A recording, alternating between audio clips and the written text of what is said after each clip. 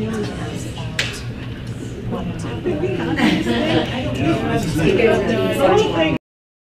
actually not. And he's all in the learning curve. So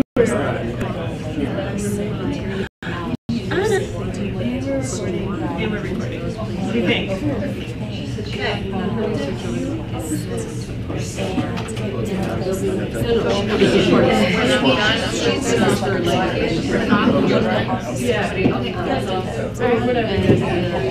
Okay, there you go. Now I just need the URL. And now, okay, so we got so they're just mostly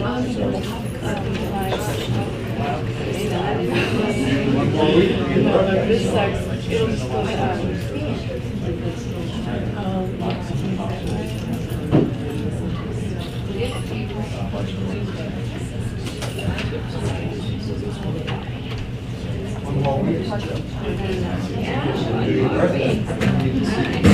I want to go home and be on the computer and watch a video. Sure, let me try getting it on. It's right there. Oh, perfect. Okay.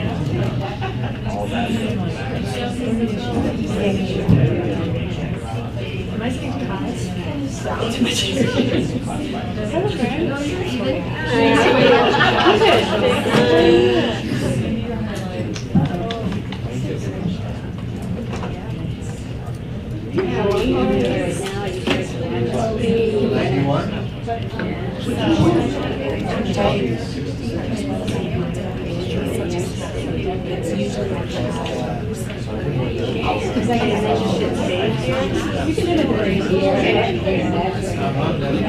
I think the break's going to be. Oh, yeah, thank you. Oh, yeah. For the ABT. I wonder why we're so busy. I don't wonder. I know you're so So she knows. Yeah. Is that? She's in grad school. I know. Same timer? Yeah, not yet, or started now? Thank you. We're going to call to order the regular meeting of the Lions Board of Trustees for Monday, July 16th, 2018. Will the clerk please call the roll? Mayor Sullivan. Present. Mayor Pro Tem Drystat. I can't talk tonight. Trustee Farrell. Present. Trustee Caravis. Present. Trustee Waugh. Present. Trustee Miller. Present. Trustee Browning. Present. Okay, great. We have a quorum. Please stand for the Pledge of Allegiance. The Pledge of Allegiance to the flag of the United States of America and to the republic for which it stands, one nation, under God, indivisible, with liberty and justice for all.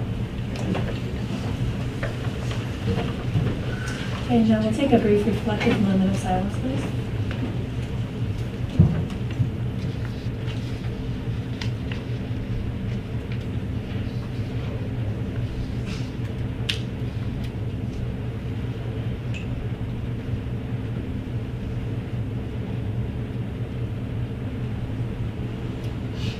Thank you. Can I have a motion to approve tonight's agenda? I move for approval of tonight's agenda. Is there a second? I'll second. Any further discussion? Hearing none, I'll call for the votes. And the agenda is approved. Thank you. Our first item of business tonight is to appoint and welcome our new town attorney, Brandon Dittman. So welcome to Lions. So I don't know if there's any brief staff report. Sure.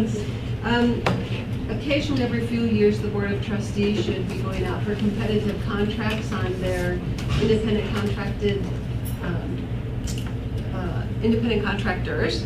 So this year, we went out for competitive bids and qualifications on municipal attorney services.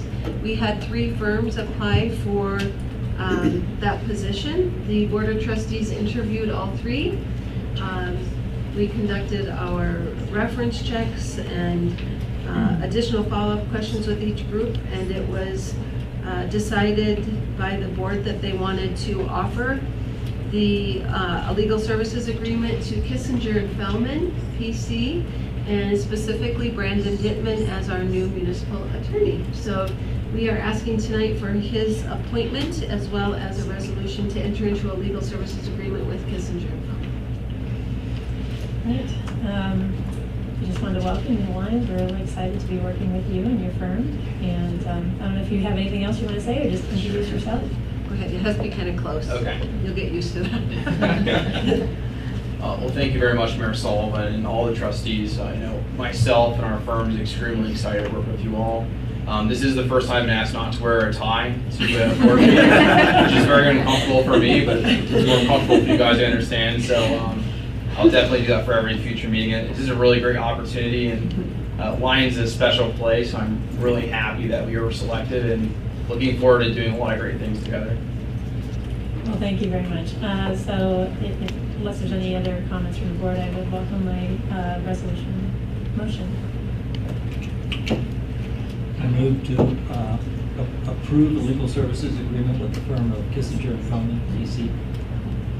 I'll second. Any further discussion? Yes, is that, actually, I felt like there was a whereas missing. Okay. And it just would be something to the effect of, whereas the Board of Trustees has determined that Kissinger and Coleman, PC can fulfill the needs of providing attorney services to the town. And the reason for saying that is that there is some engagement of potentially other resources of the firm. Sure.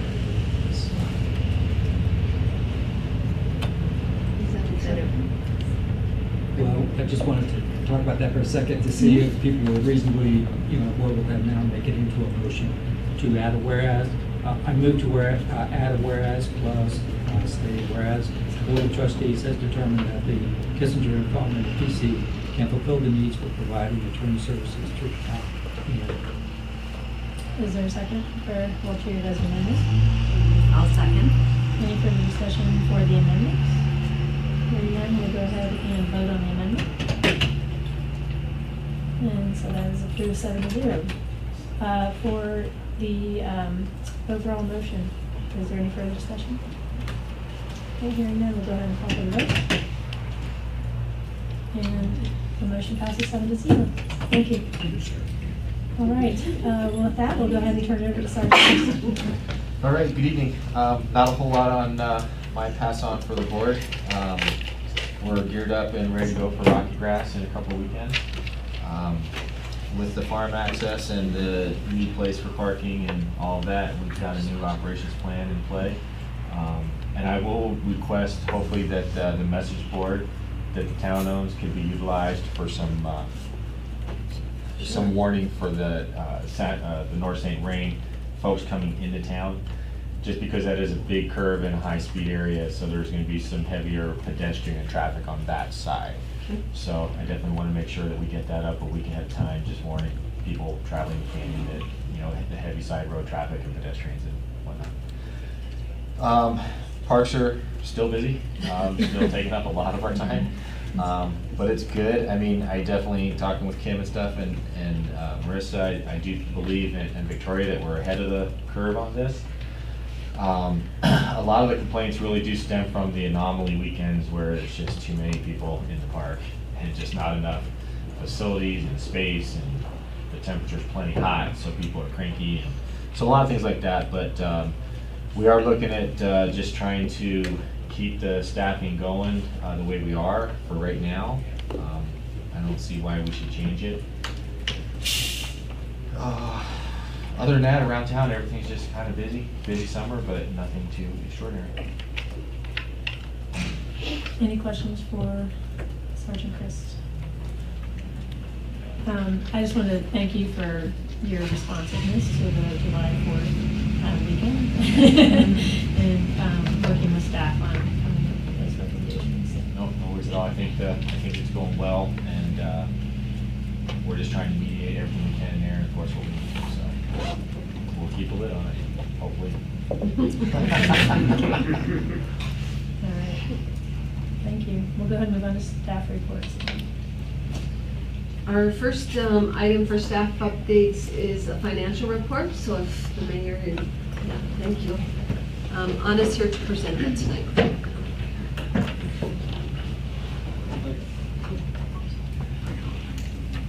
Good evening. You have, received the packet with PowerPoints and all the overview.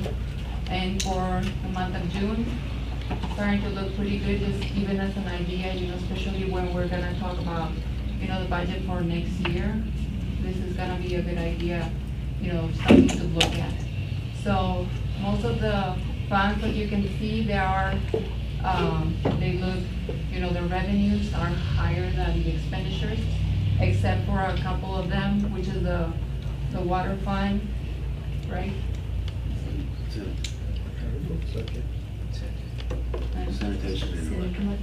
The sanitation, yes, that where we have those, and my notes here had, for the month of June, revenues were greater than expenditures except for the electric fund and the sanitation fund. We paid May and June's main bills of $72,000 for each of the months. And regarding the sanitation fund, there was over $23,000 paid for professional services under the treatment plan. There was also $3,900 for chemicals and $5,600 for sludge disposal. And there were a couple of payments for electric services also showing on those numbers. On the next one is just revenues and expenditures. These are the year-to-date revenues. So again, all of them are having greater revenues than expenditures, except for the water and sanitation fund. And here's the first quarter, the second quarter, I'm sorry. So the complete, we're having April through June. Again, this is what it gives an idea how a 3 months worth for each of the funds. They're all kind of look different. I had a question about Sure. the sanitation fund there, Yeah. where there's a slight shortfall. Is that seasonal? We haven't dropped the number of sewer accounts, right? And our rates haven't gone down. So compared to budget, I was wondering if you were seeing the explanation for the shortfall. The electric fund's probably somewhat seasonal because you use more electricity in the summer, but sanitation fund. It's the expenses, not the revenue. The expenses are up due to the cost of hauling, repairs with the centrifuge, quite a few issues actually. This is just revenues only. Yes, it's Oh, it's revenues revenue. compared to the budget, you're right, yeah, so. Any idea why that would be? No, but now we can find out. There's an expected rate increase that we haven't done yet. It wasn't actually on the budget. The UOB's talked about that. And that should be showing that we're actually not, I think the second half, we budgeted a smaller or slightly higher sanitation rate for 6 months.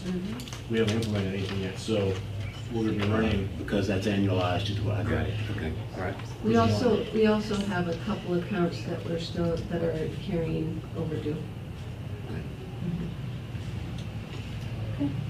Oh, you have Wesley? No, go ahead. And then this one is expenditures, compared to budget. So all of them are within the quarter, where we budgeted for the quarter. This one is just the general fund, now we compare one quarter with the next one. So again, they're high, greater in revenues compared to the expenditures. The same thing with the electric fund. And then with the water fund, we have that first quarter. And I think I made mention of, we have those expenditures from the loan payments, the capital purchases, all that in there. And then on the sanitation fund, again, we split between the water and the sanitation, so it's similar. And then with the stormwater, it's all revenues, and now, we compared the 3 full months with just 1 month when we started in March. So that gives an idea, that's 3 months worth of revenues. And here's the Parks and Rec revenue. It's slightly higher, and I make mention of, the camping revenues, they keep increasing.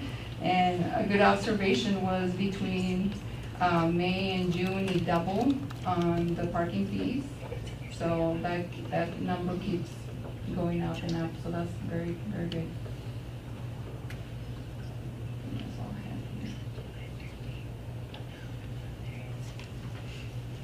questions?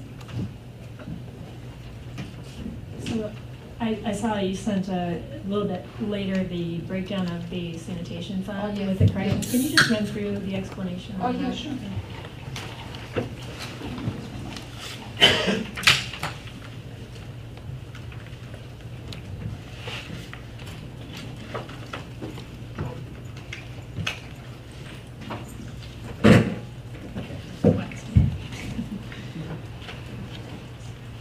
Yeah, from last month, there was a question about if the fund balance was gonna change, right? So I went to the final, is pretty much final with the audit, so there might be no more changes as far as adjustments for 2017. So that number that I show on that analysis is the final number where it had balance current date of 3,294,000. So that number will be the carryover for the whole year of 2018. So that number will not change until at the end of the year. And of course, is driven by all the, the comparison between the revenues and expenditures. And that number is just showing unfortunately a negative number because, we're collecting less than we're expending. So that was the explanation on that. Okay, that's really helpful. It was just confusing to see the way the negative numbers were showing up on the balance sheet. Do you know of that number, and I can pull up the other report, just how much of that is unrestricted? No, I don't. Of the 3 million? Yeah. Okay. Yeah, I'll have to double check that number. You can send it to me. Just one other observation was that the amount of grant funds due that's over 120 days has increased again. I think it's 4.1. Yes, yeah, But it's a higher number, and just, it looks like from a cash flow perspective, it's kind of squeezing a little bit again. Exactly. Is that true? yes, we're just waiting, is the waiting point right now. We submitted, but then we just have to wait for the reimbursements. So would you share with us, if and when in advance, if it looks like cash flow is going to be any kind of an issue? Yes. So I have just one other quick question on the water fund on the balance sheet. There's a 1.5 million due from other funds. Do you know what that number is? Which one was it? I'm sorry. Water fund, under assets, due from other funds. It's a negative 1.5 million. Should say. I wasn't sure what that represented.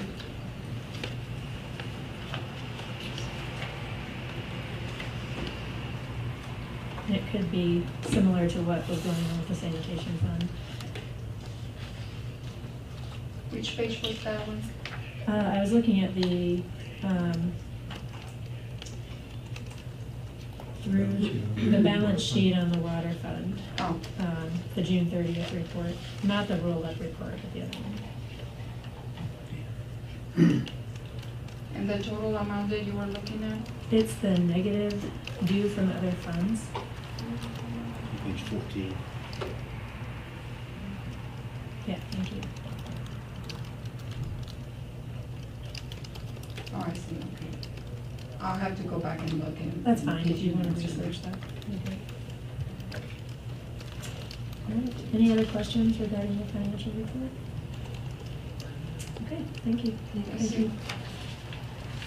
Trustee Willard, do you want to get the mic, please? Thank you.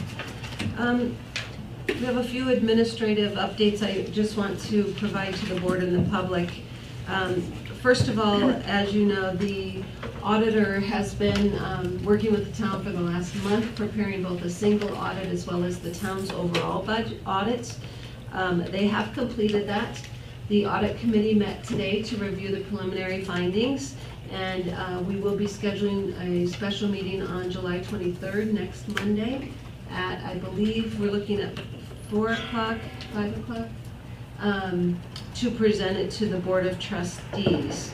So that's been taking up quite a bit of staff time working with the auditors on all the information they need for both the federal audit and ours. We also met, a group of us met with the Colorado Energy Office recently to discuss Honeywell, our Honeywell contract, and to talk about the performance of our wastewater treatment plant in the hopes that they will be able to help in discussions with Honeywell to bring that to resolution without having to go a legal route. Our utility director, Joe, attended the annual Colorado Association of Municipal Utility Conference this last week. One interesting thing is one of our neighbors, Firestones, the town of Firestone, has chosen to... Frederick.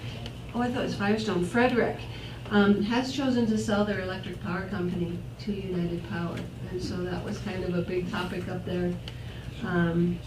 And some of the rationale behind that. But they had a session on how that all came about and the rationale for that. And I know our UEB once considered that, so it was kind of interesting for Joe to follow that discussion. We also had a visit from the governor's office, the staff. They have been on site preparing for the governor's visit on September 13th for the 5-year flood anniversary event, and they have selected to host that in Bone Park. So that's where we're planning to host the regional flood anniversary event in Lyons.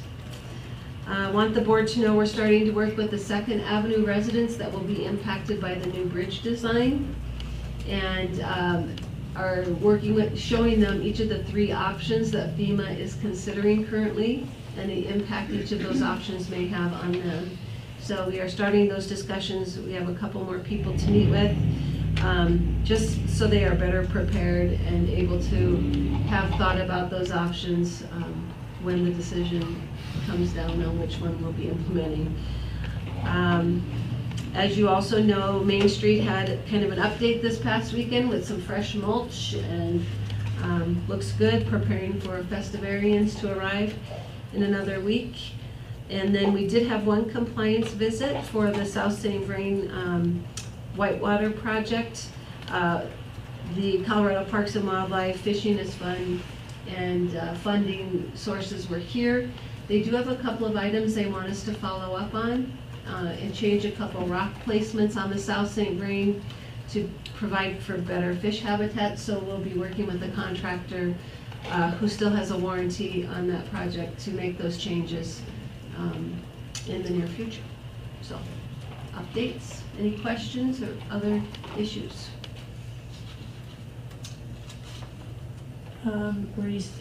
That's the end, you still have the upper fifth as a separate item? Yeah, separate. Okay, so, any questions about those updates? Come on up, Joe. Okay. Okay, thank you. And then the other item for tonight is just an update on Upper Fifth, and for the board to give us further direction as they see fit. For those who don't know the background on this, Upper Fifth Avenue has a sewer line that is not built to the current town standards, requiring a little extra maintenance.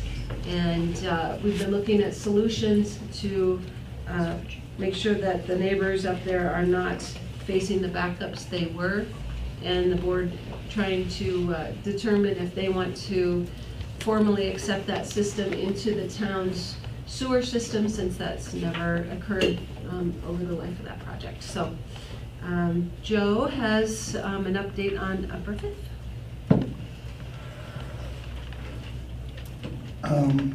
We did receive and were able to analyze the camera data. And it appears, based on what we could see, it is a candidate for lining the pipe as opposed to having to do a total replacement.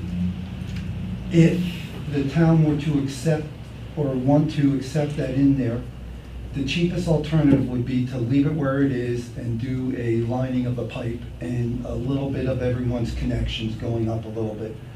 That would give us maybe a 30 to 50 year lifespan moving forward.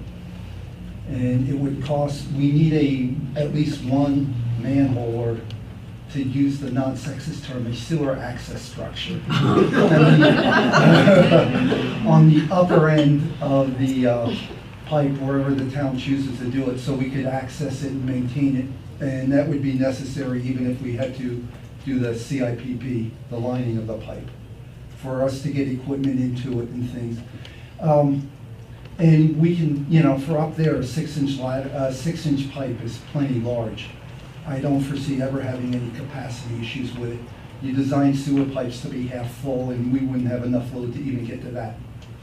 So from a size-wise point of view, it doesn't meet our standard, and 8 inches there because of mostly maintenance requirements, not volume or sizing requirements.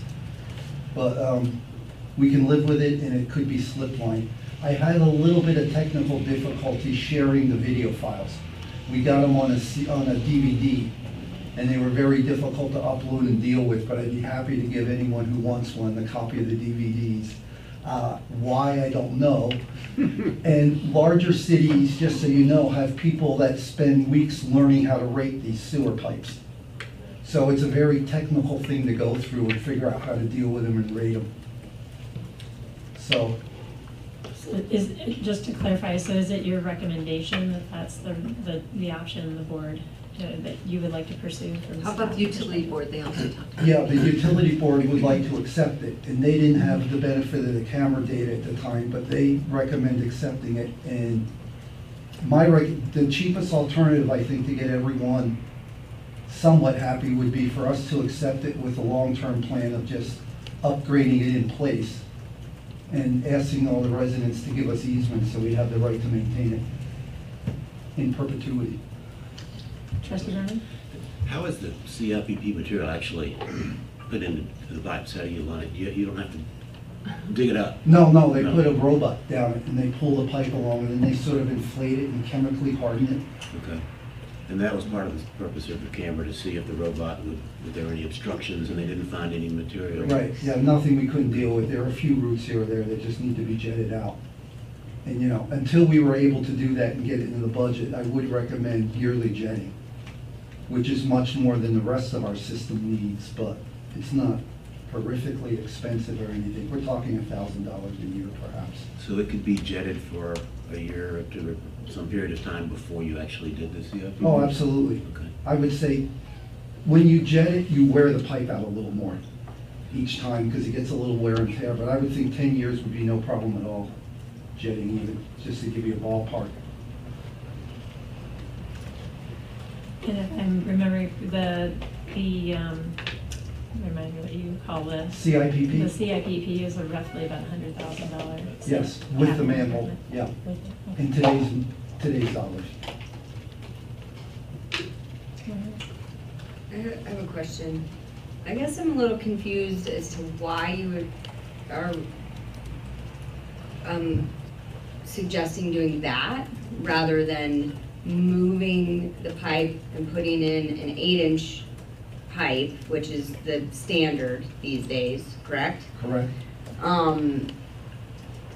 Moving the pipe into the public right-of-way instead of just doing what you're talking about, because the whole argument from the get-go has been that it's not our pipe because it's a 6-inch. I mean, that's kind of been the whole back and forth thing. That it's not the town's problem because it's not our lateral, because it's a 6-inch lateral and we've never put in 6-inch, blah, blah, blah. So, I mean, in all reality, I feel like the best thing for us to do is kind of take it, put the pipe in the right of way in town if we're going to accept this as our pipe, and put an 8-inch pipe in its place so we have it up to the current standards instead of just putting a Band-Aid on it kind of thing. Certainly my preferred option, but we're talking an extra $100,000. And I think there are other places this collection system could use that $100,000 rather than move it, but I'd be happy to, you know, that would be the best solution. It's just money.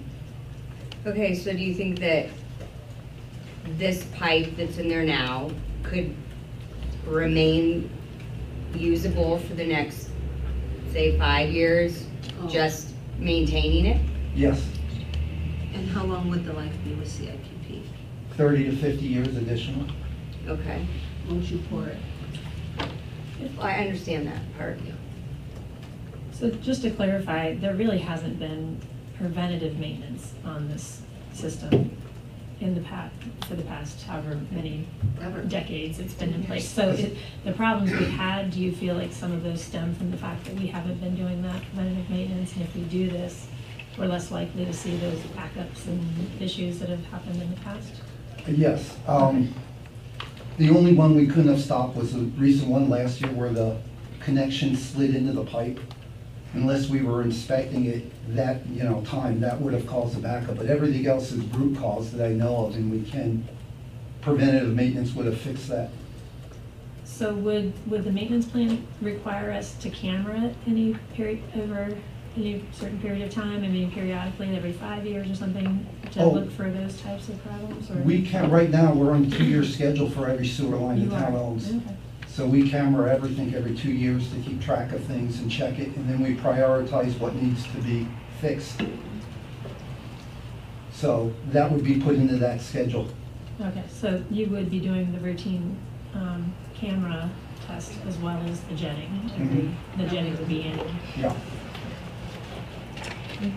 Yes. Trustee Bennett? Do we jet all of the town's systems every year?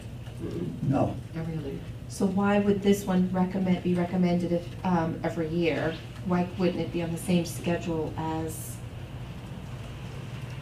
the whole town's system? With the connections and things, the way these are made and the depth of the line, it's a little more subject to root intrusion. Okay.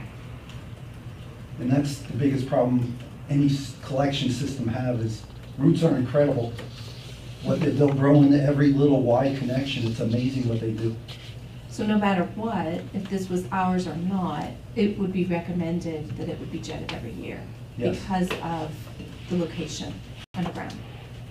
Even after CIPP? No, not after CIPP, but prior to that. Until then. Until then? In its And then it would existing go state. semi-annual. I If see. even that. And then, so for clarification, the CIPP is how much? I don't see that particular. $100,000, 85 plus a manhole or two. So ballpark about 100,000. But then if we were to follow what the residents want, 200,000. okay, because that was where I'm seeing the $100,000. I'm sorry, I had 100 at CIPP. Yeah, I didn't say what the total new one, if we moved it over and did the manholes and everything, we're at least $200,000. Okay. So right now, if I understand correctly, it's recommended to be jetted every year for about $1,000. And that we do the CIPP, in other words, putting it into the priority list. So we can't say exactly when that would be at this point, but estimating $100,000 for that. Or go in and replace everything exactly as the residents wanted for about $200,000. Perfect. Okay, I just want to make sure I get it. So if I kind of think the next step is that we would give direction to staff to formally present the resolution accepting the infrastructure into the town's infrastructure system and bring us the kind of during the budget cycle, kind of where does this fit into the budget plan? I think we have to look at that bigger picture before we would give any direction. I think regarding, promising when those repairs might take place, but I think the camera was kind of the thing we were waiting on to just make sure we understand the condition of the line. So this is fairly positive news, I think, to hear that it's not imminently needing expensive repairs, that it can be maintained for at least some period of time until we can get this into our schedule. So does anyone feel differently about taking that step to bring the infrastructure into the town system? It should probably be noted, and I don't know if everyone got to see it, but Mr. Slater and Ms. Sims sent emails to everyone today with their preference noted. And I know we're not having a public hearing, this is just the next update, but just want to make sure that before you move forward, you know that that was sent to you. Yep, and I welcome them to speak during audience business if you like. Oh, okay, good, okay.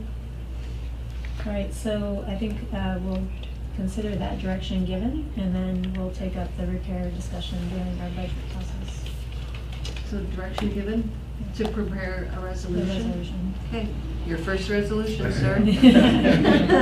But we will need easements from everyone. Yes, Right and, now it's and on I think private that's the other property. part of it, is to work on the Don't easement accept it. negotiations. Right. I think that would be conditional in the resolution, that conditional to the easements being given. Yep. So, We can talk about it. trustee Watt, Don't have those emails. you didn't get those emails? Nope. I have a copy of it here, if you want it read into the record or passed around, I don't know if it'll make a difference. I think that, we voiced kind of the preference for from the residents, if I read the emails correctly, was to do the full, move the line, upgrade it.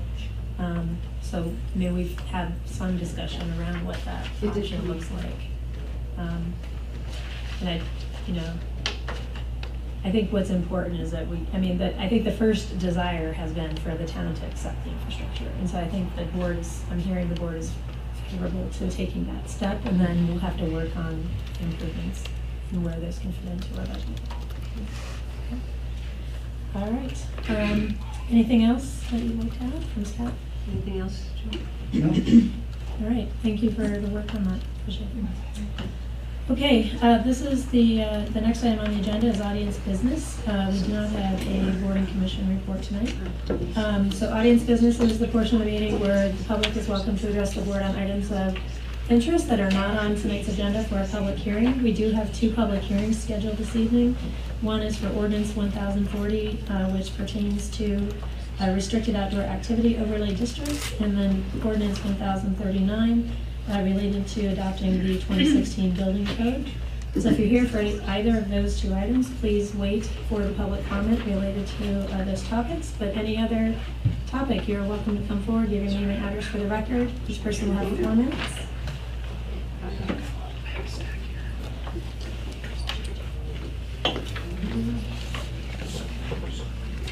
Hi, Debbie Sims, 809 Upper Fifth Avenue.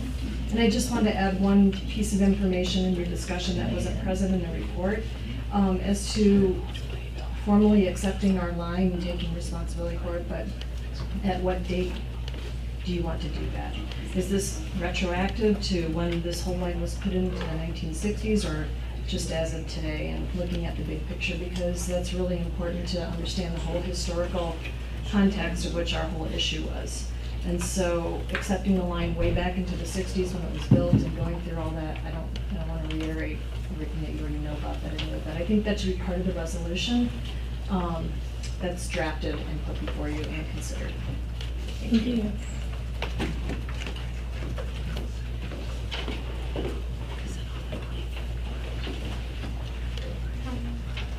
Erin Hetherington, 725 Fifth Avenue. I haven't heard anything talked about my line, which is connected to this line, as well as my next door neighbor up from me. So I'm hoping that my line is included with this proposal. It hasn't been mentioned anywhere. Town administrator is nodding. Yeah, we're nodding our head. Yes. The map, yeah, it would be both. Okay, well, I didn't have it seen anywhere, so We'll present those that. 2 lines are included in the proposal. Yep. Thank you. Thank you. Anyone else for audience business? You go.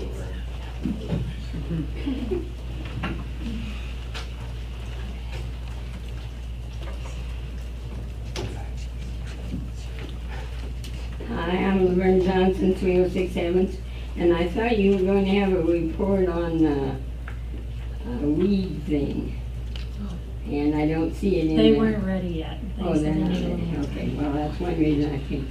Well, I think it's nice that the town is going to be celebrating the 5th anniversary, And we went to Jimtown on the 4th of July, and they had a kazoo band that recognized their merchant that was drowned.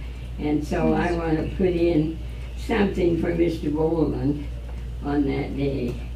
And we, the Historical Society, would like to have a time where we can have people tell of their progress of what happened and where they are now and different things, some flood stories. So I want you to remember that. Tomorrow night, the museum is going to host the Chamber of Commerce at 5:30, so we invite you to come up. And on Saturday night at the Square Dance, I'm celebrating my 91st birthday, so come up. And I would like, this is the Square Dance Red Rock Ramblers 60th season, and I think it'd be nice if the town would give them a plaque or something, because they have brought in a lot of economy. And this Saturday we're going to meet at Smoking Dave's, a big group of them beforehand. And of course you that don't square dance don't know that, but it has over 60 years brought lots of people to town. So thank you. Thank you.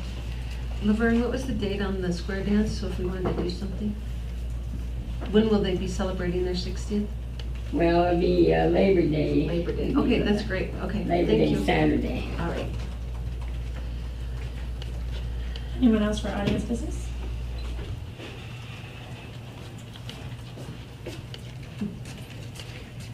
Hi, Ian Brighton, 322 Evans. Sorry, I just ran in from a run, so. But I'm glad I got here right during audience business.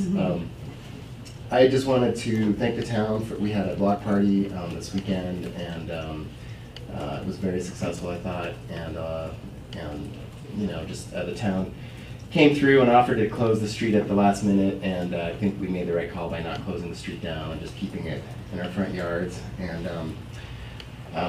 what I wanted to bring to your attention is I noticed that there were some folks with disabilities there, a couple folks with knee issues, older folks, and they had a real hard time navigating our sidewalks, so they were kind of relegated to the street. So, you know, I'm a big proponent of fixing our sidewalks, and it was reinforced doing that, because I really want people to be able to feel like they can walk in front of our house, you know, and that kind of thing.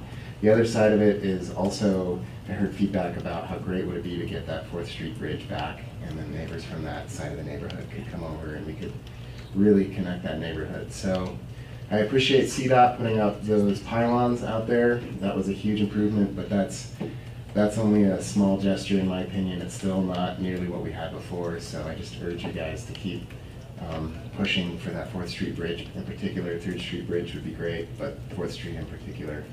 I had one other thing. Oh, and I also noticed today on a contracting document that you guys are going to be looking at for the restoration of the Stacy property, that there was proposal for fencing in there. I would be interested in what the town is proposing to fence off. I'd like that to be very transparent. I'm a proponent of responsible access. I think we do need to close off areas, especially if they have sensitive habitat, but I think we should proceed with the idea that we'd like to keep it open before we put up fences. That's all. Thank you.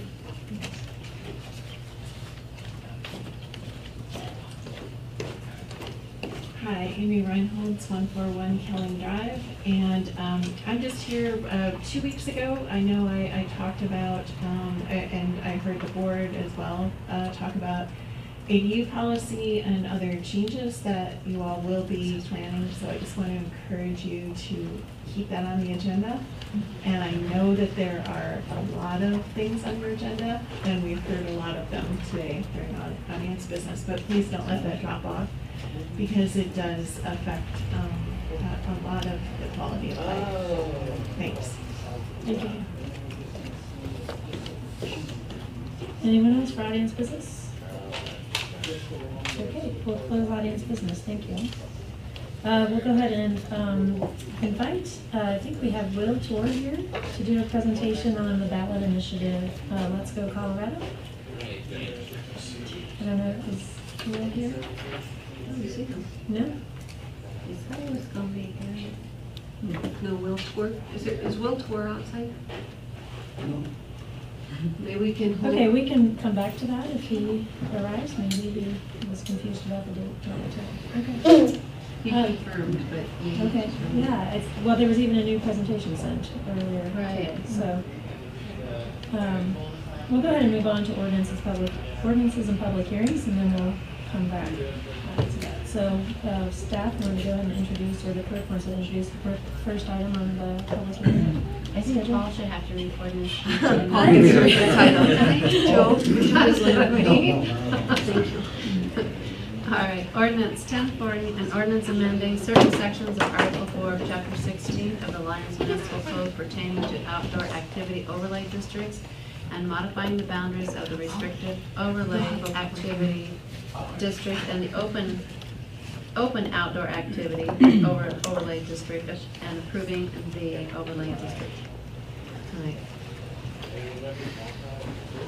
So before we start discussion on that, I just want to disclose that my primary residence is adjacent to the overlay district that we're talking about.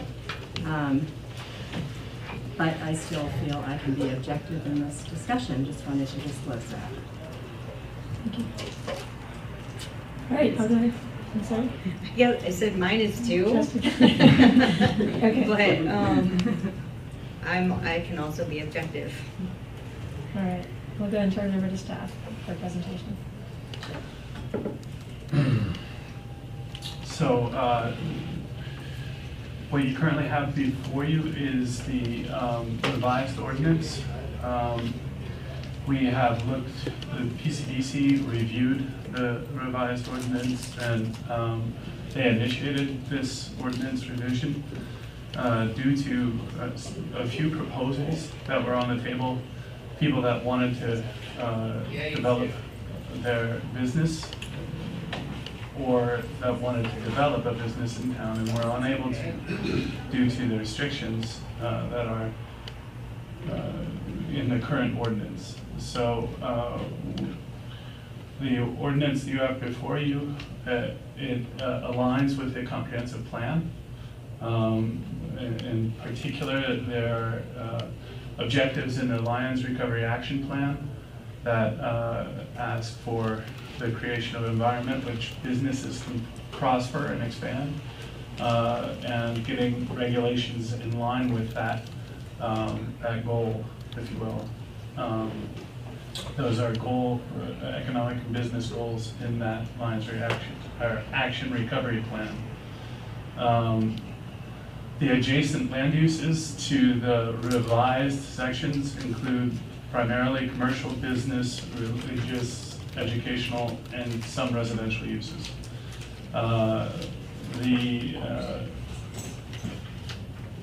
There's a proposed public benefit. It would encourage businesses, we think, while providing sufficient protections for the adjacent uses. The PCDC found there are no conflicts between allowing liquor within 500 feet of a school, because that has been exempted in this town, and looking at where that has applied in other, or that has been exempted in other towns, it hasn't created significant impact. And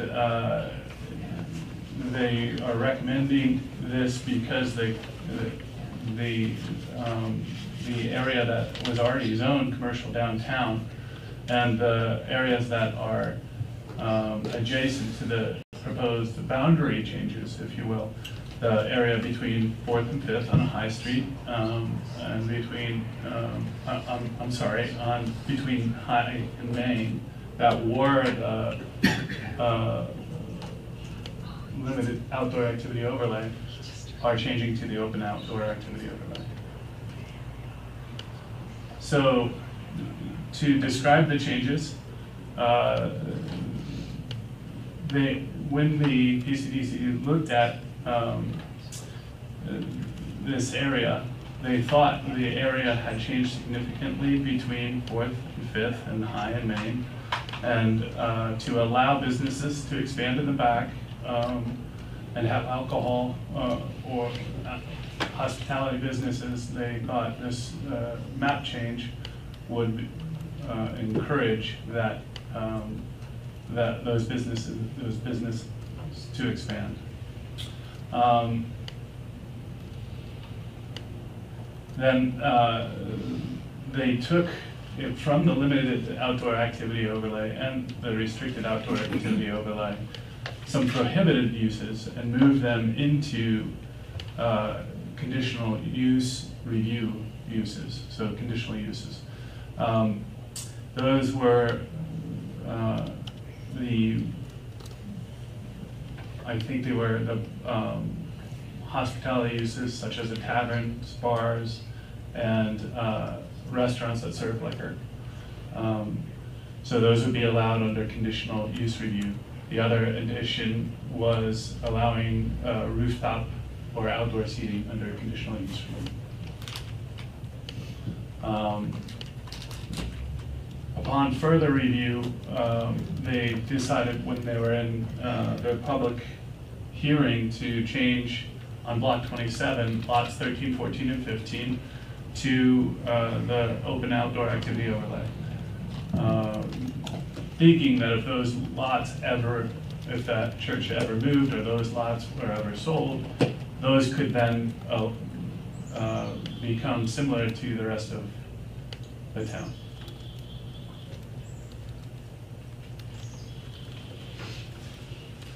Okay, before we open the public hearing, are there any questions for staff?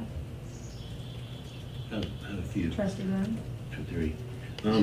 The 3 lots that would in the block between Main and High, between 3rd and 4th, that would remain restricted outdoor activity district. Was there a reason for not including those with the rest of that block? I understand that the one on the end was probably a buffer between that and the residential area around it. But what about the 3 that are in between that are color-coded orange on the map? I think they were, yeah. Limited is what it is.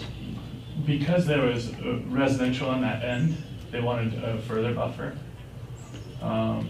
So they thought that was important to keep that buffer.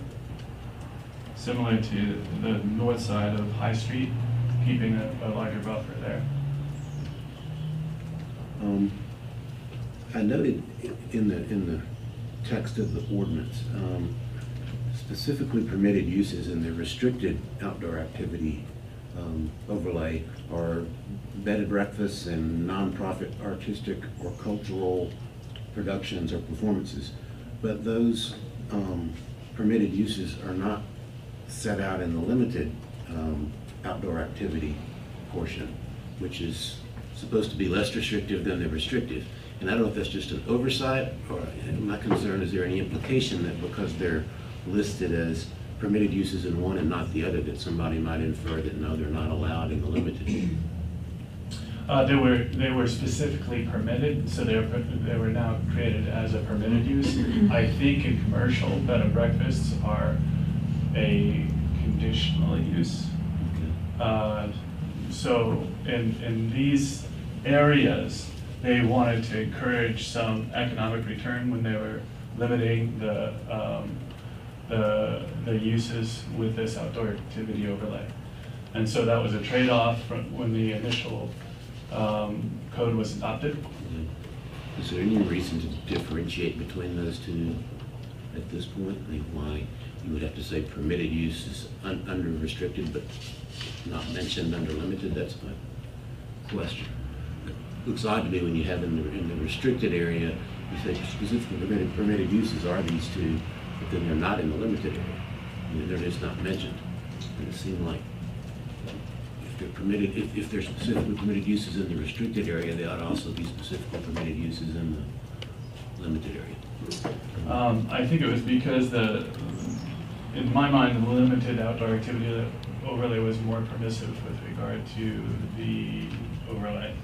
So by being more restrictive, the restrictive outdoor activity overlay provided some trade-off. That bed and breakfast would be allowed. Yeah. For instance. So what you're saying is you really don't need to mention them in the limited area. I think that was the original intent when I looked at the adoption of the ordinance. Yeah, I just yes. didn't want, I just was concerned that somebody's gonna read the difference and say, oh, these are permitted uses in one but not the other. And I don't think that's the intent, it shouldn't be, because It was the intent. that they would be permitted in the restricted area, but not in the limited. Not in the limited. Correct. I don't follow that logic. Because there were more prohibited uses in the what was it, the restricted outdoor activity overlay. They gave them a trade-off in that they provided bed and breakfasts. They provided more uses when they took away some. So it was a trade-off.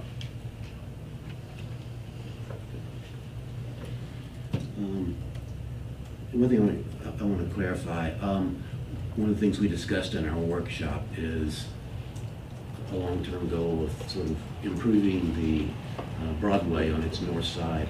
Is there anything that remains in these overlays that restricts, other than adult-oriented businesses, which I know are still a part of this, restricts development on that block? I guess it's block 31. With regard to the ordinance that you have before you? Right. It's the adult-oriented businesses, and there's one other thing. Pull that up.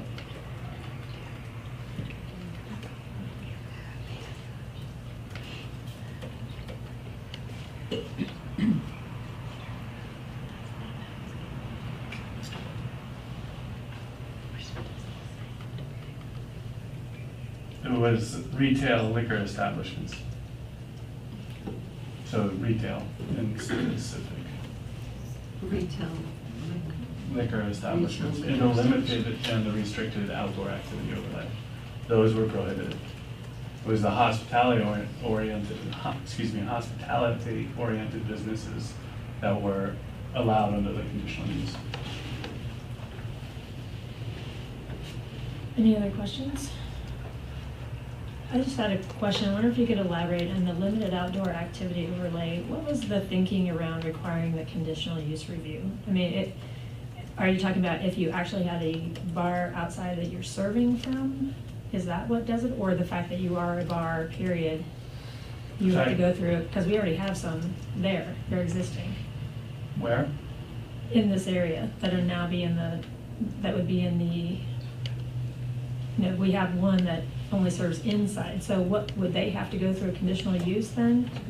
To be able, and I guess the way it's worded, I'm struggling to understand what the trigger is to force the conditional use review. Is it to use the outside, to have alcohol there at all, or to serve it outside? To have alcohol there at all is prohibited under this ordinance. An existing bar that wants to now have an outdoor seating area would have to go through a conditional use review? Correct.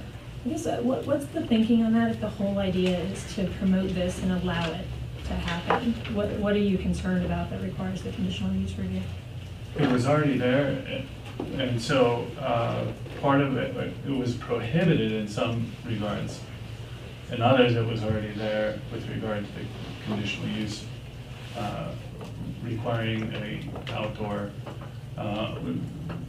for an outdoor rooftop seating.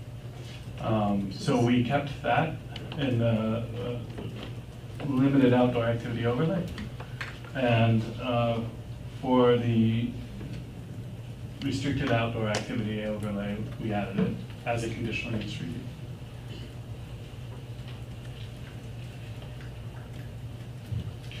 So by going through a conditional use review, you have the opportunity as neighbors to have input.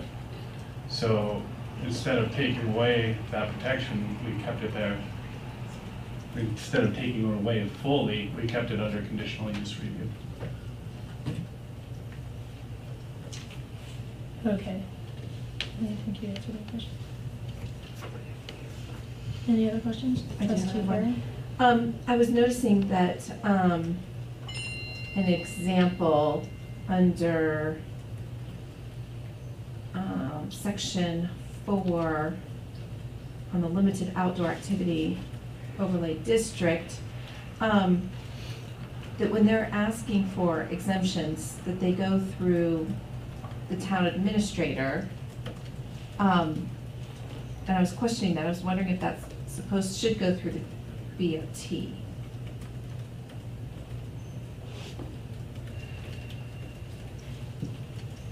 In other words, similar to kind of how we do, you know, different liquor licensing events. Under section 4?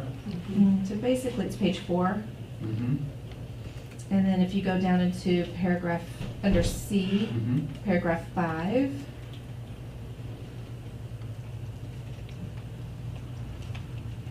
And so I was just curious about that because my concern is if it's supposed to be a BOT approval, it would need to be more than 7 days of receipt for approval, just because we meet twice a week. If this does go through town-only administrators, then I guess that 7 days is fine. But I was just questioning if this should really come before the BOT. I think my understanding of C5 would be that if the conditional use is already approved and they want to extend beyond the time limit that's imposed, then it's an administrative decision. It's just an administrative? Yes. Okay. And I would say that if they had to go through a conditional use every time they wanted to extend, that would probably be, prohibitive. Okay. And then this isn't so much as a question as it is more of a statement of something I'd like to see changed. So I'm looking for direction if I should say it now or wait.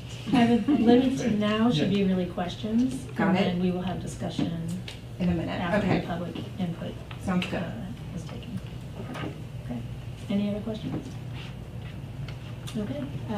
With that, we'll go ahead and open the public hearing. If anyone would like to speak to ordinance 1040, you may come forward now. Give your name and address for the record. Each person will have 3 minutes. Seeing none, we'll close the public hearing and open it up for discussion. I'll turn it back to Trustee Farrell. Thank you. you. So I think I saw this under the limited as well as the restrictive.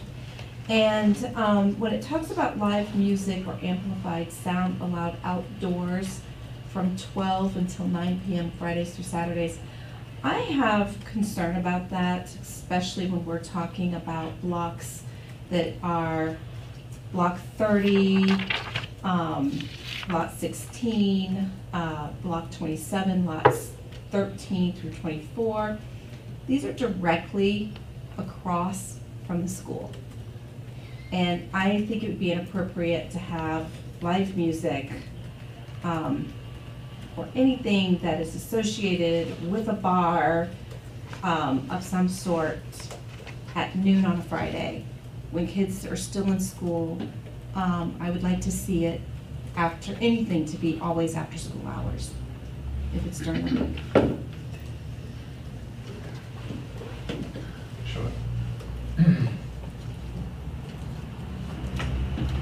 Any other comments or discussion? I would just to answer to that, and I might be wrong, but I think, the way the geography is of those buildings, there's really kind of this cliff you have to go down to get to the back side of them.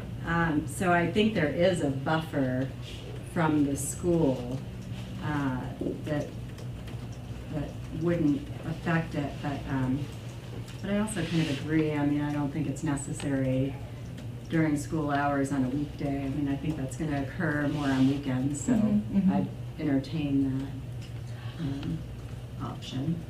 I'm concerned because you can hear the elementary school bell from pretty much anywhere in town. Right. Even on weekends or on holidays. Yeah. So I feel that the sound could pretty much travel up because the playground is right there and it's the front doors and there's classrooms. Yeah, and just living there, I mean, I don't hear anything on the front side of Main Street, but I can hear the school bell. And I can hear anything going on in Bode Park, but not on Main Street, kind of interesting. So. That is interesting, okay. But I like your point, for sure. Other comments? I just wanted to ask a question. To clarify the request, would something like modifying it to 5 p.m. till 9 on Friday and noon till 9 on Saturday satisfy? That would make me feel really good. I'm just concerned about weekdays in session, during school session. Just wanted to clarify. Well, school's out at 2:30 then, right? Yeah, so it would be So it could be 4, yeah. Some places, if there ever is one there, start happy hours at 4.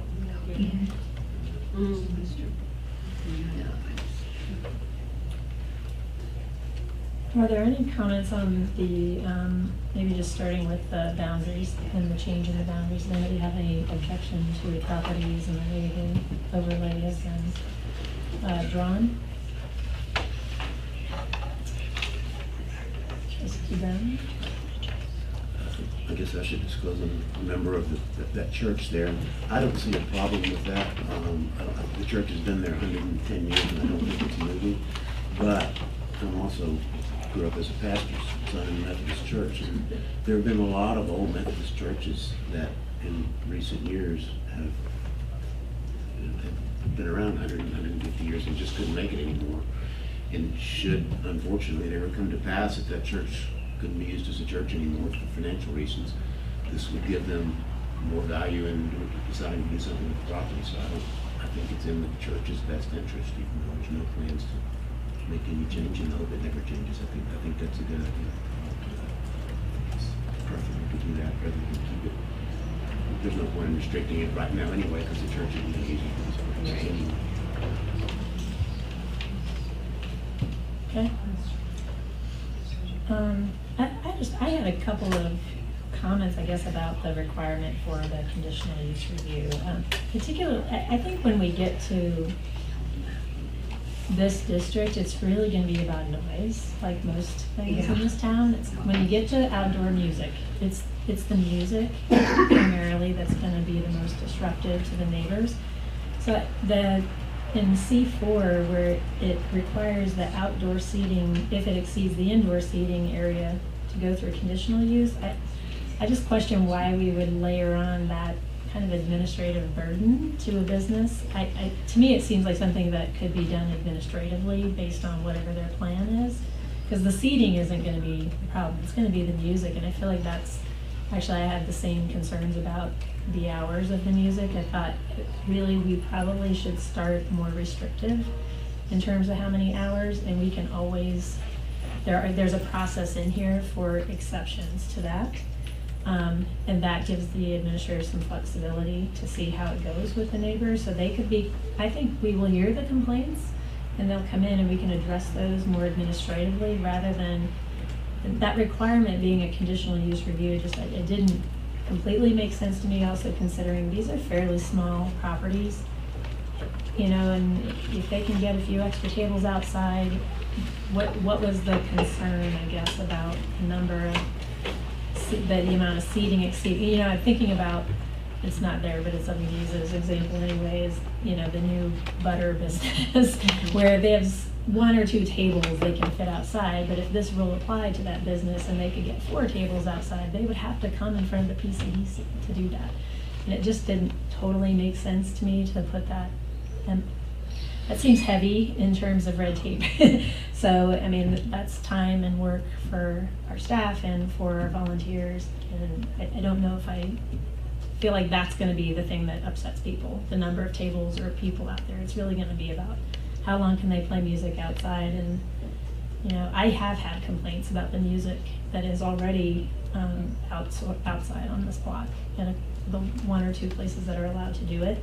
So I do think that we may hear something about this and we may have to see how it goes. But that, just putting it, that one there, my preference would be to let the staff look at these plans and decide if it's reasonable in terms of the amount of people from a safety, to me, that's a safety issue, which is really something staff can address. So, any other comments or items in here that? Yeah, along those lines, Yeah. something I just noticed in this, it says live music or outdoors, amplified sound is allowed outdoors 12 noon until 9 p.m. and talked about maybe changing it to 4 or something on Fridays and Saturdays. So Stone Cup has music on Sundays. Is that not legal?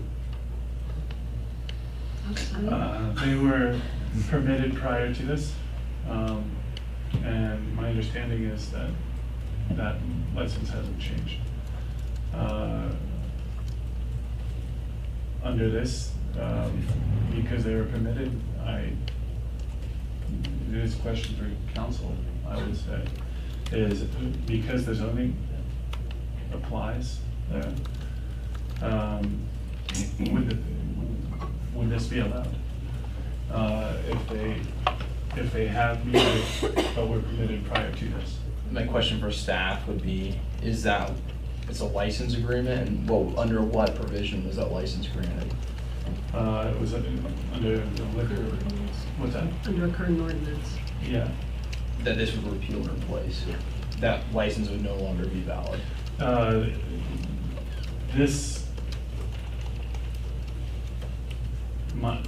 Okay, so this does not change that, that restriction. If that restriction still existed, let me see, is this the limited outdoor activity overlay? I think it is. Yeah. Correct. So that restriction to Friday and Saturday already existed in process. So in It's the in the current code, restricted it's as changed. well. So Yeah. it would be, yes, it would be illegal under the. I wouldn't want to make the Stone Cup music illegal. I don't. I There. think it's causing problems, and if the Stone Cup's allowed to do it, and other places are doing similar type of outdoor stuff. I want to Hey, why stop should actually they? and just clarify. So under the Yeah. limited right now, Mhm. it's not limited to Friday and Saturday. It's only limited on the hours. But it is on the restricted, I believe. On the restricted, it is the Friday and Saturday. If I'm reading the map right, they're in the They restricted. are in the restricted. So they would be, So is no, everybody the else. outdoor amplified music on Sunday would be outside of the current limitations, would be prohibited under today's ordinance. It also says- What is proposed is not changing that. It also says 12 noon, so that if they're doing something, a concert at 10 o'clock during festival weekend outdoors, that would be illegal.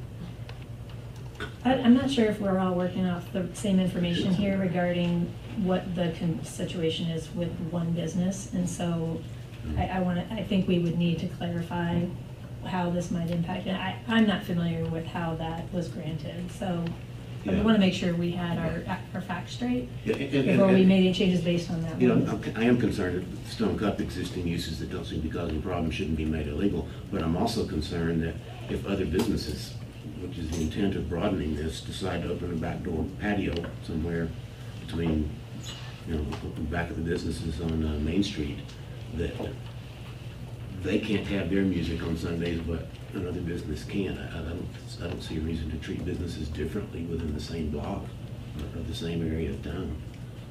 Why should you restrict some businesses and not others? And I don't want to make the existing uses and practices illegal. I think we need to look at these hours a little bit better.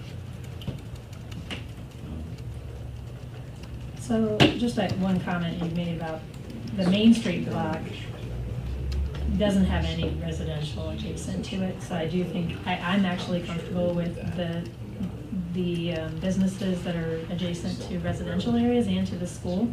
I mean, even the one on Main Street that has changed, still is close to the school for me, but I think that I can probably live with that, but I don't think I would agree that we should change the designation that's been proposed on the High Street block there with, I don't know, there's random numbers there, 1 through 16, I guess, what to refer to it as. I Trustee would Roth. agree with that.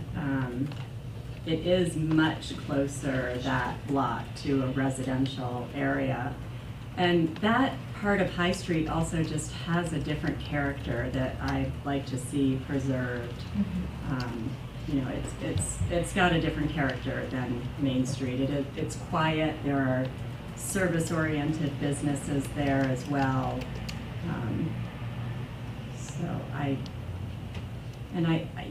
think if we are talking about an individual business, I think there are ways that they could still have their Sunday morning music through a different avenue. If this all of a sudden restricted that, so. That's a question I have also. The exemptions, the way it's written, I don't see that the exemption is limited to the hours. I was actually going to question the language there. It almost implies that there's a limit on how many exemptions they can have per calendar year. The way it's worded, and that was legacy language. It was in the original ordinance that way.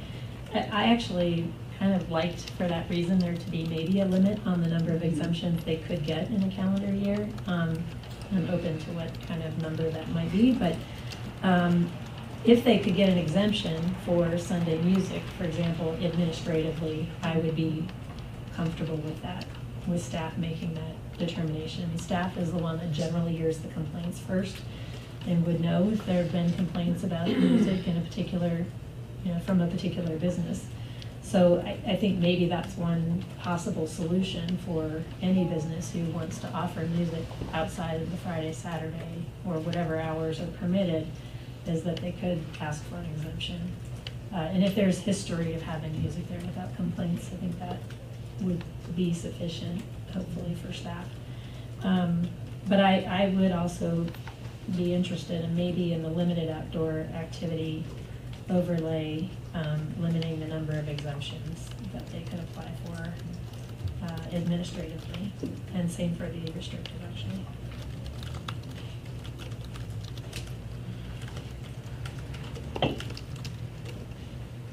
So I'm trying to understand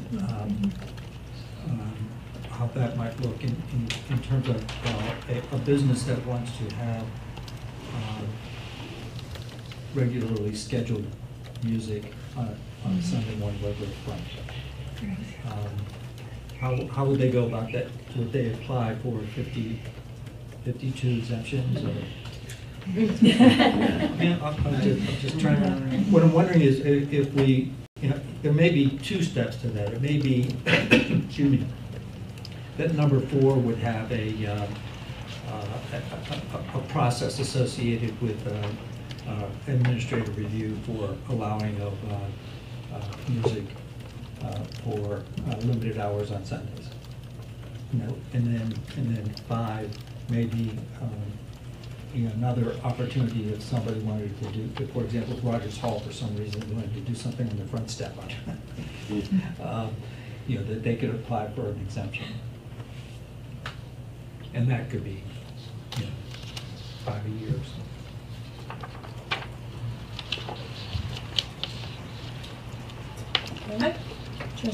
Yes, I think that it's reasonable for all of these areas that are highlighted to be able to have a form of outdoor music. On a weekend, to me that's Friday, Saturday, and Sunday. It's the timing of it that I think is critical. So I wouldn't want to, I'm concerned that we might be getting too, I don't want to cherry pick, because we don't know. There's properties right now that are residential on Main Street that could be bought and turned into something else, as your example of the church, for example. So I think it's more of what days of the week and timing that's important, that we make a standard. And then there could be the exemption. So, we want to celebrate something on a Thursday night because that happens to be the 4th of July. then perhaps you apply for an extension that particular time and maybe limiting it. But I wouldn't want somebody to have to say, well, can I apply for 52 exemptions for Sunday afternoon brunch time? So maybe a better solution is to consider putting Sunday in. I think Sunday should definitely be added, and it's just a timing. Yeah, maybe a bad example, but I think the exemption process does allow, it's not limited to hours, at least the way that I read it here, so. If we didn't include Sunday, granted, I don't know how often this, clearly I don't do brunch at this business. To know how often they do it. But, so. Every Sunday, every summer. Okay. If it's seasonal, I don't know if is it seasonal? It's not all It's year. inside during the winter. Okay, so Yeah. we're talking outdoor here, so. It's might as well- nice. Yeah, they've been outside in winter months. It's nice. Nice day in winter, because the garage doors go up and. Yeah, it's lovely. You call it outside and inside. All right. Okay, so we've talked about a lot of different things. I don't know how the board's feeling about whether we're ready to offer motions or if everyone would like some more time to think about it. We can kind of start the process. If anyone would like to offer a motion to approve the ordinance, so we can move on to discussion, and then we can take it from there. I would like to offer a motion to move to add Sunday using the same hours. Can we can start with a general motion to either approve or continue the overall resolution, and then we can start with the amendment process. I would move to approve the resolution as proposed. Is there a second? I'll second. Okay, Trustee Browning, do you want to offer an amendment? Yes, I would like to offer an amendment to the proposed resolution that would, in the restricted outdoor activity district, would also allow music on Sundays for the same hours that are listed for Fridays and Saturdays. Can I ask a question? Yes. Does that mean from 4 o'clock until 9 on Friday and noon till 9 on Saturdays and Sundays? Is that intended? In the restricted outdoor activity overlay standards, it says. I'm sorry, we're not going to take comments from the public. Okay, thank you. It says live music or amplified sound is allowed outdoors from 12 noon until 9 p.m. on Fridays and Saturdays, and I would propose to add Sundays to that as well under section 16-4-310C4. And then I wasn't addressing in my motion the time across from the school level. Yeah, I think that should be a separate amendment. I'm sure we just wanted to add Sundays to subparagraph C4 under the restricted outdoor activity overlay standards. I'll second that. Okay. Does anyone have any comments on that proposed amendment? Can we go on the amendment? No. You can ask a question or comment. I just wanted to comment that Stone Cup's music starts earlier than noon on Sunday. It's not in that district, it's in other ones. It's in the We're limited. unrestricted, right? Yeah, it's across the street in the limits, it's actually. Okay, so we're on, okay. Just wanted to. Yeah. No, that's incorrect. It's in the restricted. It's in restricted, restricted. yeah.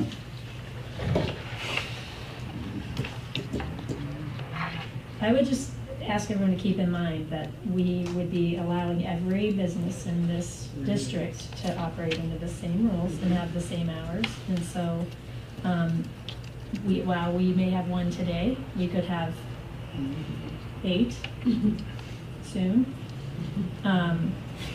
So I would just keep that in mind, that while I think we're a small town and we like to accommodate individuals, we should just keep in mind that this is a broader question. So I think the motion is to add, there's a motion and a second on the floor to add Sunday for the same hours, which is 12 noon to 9 p.m. in the restricted outdoor activity overlay. So I think we should, if there's any further discussion on that point, we can call for the vote. Mayor Pro Tem, do you have a I have question? a question. If we were to pass this as is, and then add an additional amendment related to the hours. Would that then, in effect, modify the First Amendment? I would look to the attorney, but my understanding is if we're making that change, we can then keep adding changes. You can keep stacking. As long as we keep track. amendments. Yep, Yes. once you keep track of them all, we're doing Yeah. our best back here to do so. Yeah. Okay. Trustee Farrell? At this point, I'm going to vote no. I think it might be wise that we put this back to the PCDC to work on this a little bit more, since we all have one goal, I think, ultimately, but it sounds to me like we're going to end up piecemealing this right here and now, and it might be complicated, and then we can make a mistake. Mayor? Yes. We do have a couple business licenses that have been considered but are waiting for the decision on this to happen. So just to keep that in mind, if you do choose to continue it, it would take it out till August 6th. Also note that both of the churches within the area do have services that don't end until around 11:30. Can I ask a question about that? Trustee Moore? I believe the licenses they're not in the restricted, or are there some in the restricted overlay? I think they're all in the limited Restricted or on Main limited. Street. You mean the businesses? That have wanted to pursue a spot but didn't because of There are no active ones that's moved on. But the ones that have. But the ones that have were in the limited Not restricted. outdoor activity overlay between 4th and 5th and Main Street and High. So they were that half of a block on the north side. But two businesses apparently have moved on because this was an issue for them. So Trustee going back to the Moore? restricted, that I think your amendment only applies to the restricted overlay. Yes. Just my comments, I don't support Friday, Saturday, and Sunday on that. I am concerned because that is just a real quiet, characteristic piece of High Street, and I know there's only one business there now that has music, but there could be others down the line. So I don't support that, but I might consider it if we restricted the type of music to acoustic only or something to that effect. Yeah, I'm gonna say I am not comfortable with adding Sunday for the same hours to the whole district. I really think that we're trying to do something for one business here, and that can always end up being problematic. And I think there might be a better way for one business to try to figure out how to continue something that's been successful for them. The hours are too long. I think people need a day where it's quiet in this town from outdoor music, and I do think we will see a lot of businesses add more outdoor music events, and there have been a few events, but I know most of it right now is fairly quiet, but that's not, I think you make a good point, Trustee Law, about the type of music also matters. We've dealt with lots of issues around music on this board related to outdoor music, and so I do think we need to be cautious with this. I think I could potentially consider some shorter hours for Sunday, but we're not going in that order. If this passes and then the next one doesn't pass, we're stuck with long hours, and I think I could maybe consider something a little more restrictive for Sunday, since it applies to the whole district. So I'm going to vote no on the amendment. Are there any other comments? All right, I will call for the vote on the amendment, which was to add Sunday to the restricted outdoor activity overlay for the same hours as Friday and Saturday. Is everyone voting? And it fails 6-1. Okay. Are there other amendments? I should say it fails 1-6, I'm sorry. Yes, I would like to move that for the restricted outdoor overlay item C4,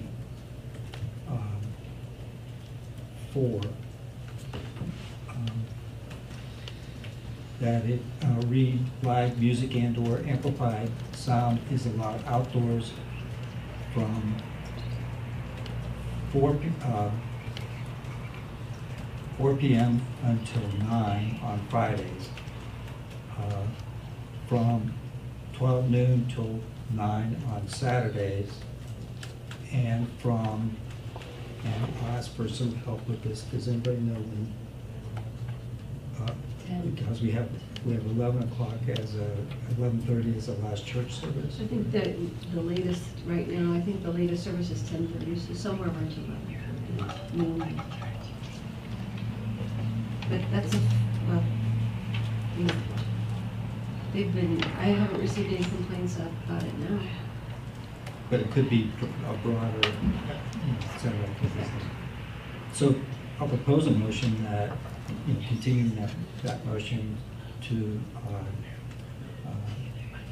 10 o'clock till 1 on Sundays.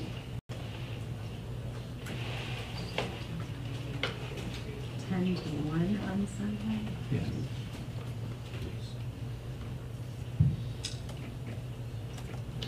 Is there a second for the motion? Was there anything else related to the music? Was it amplified music as well? Let me think about that, because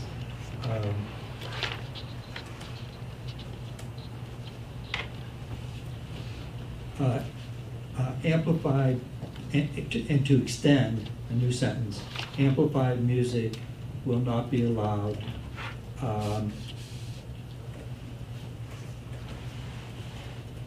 if there are, and I'm trying to think a level of complaints that would be reasonable.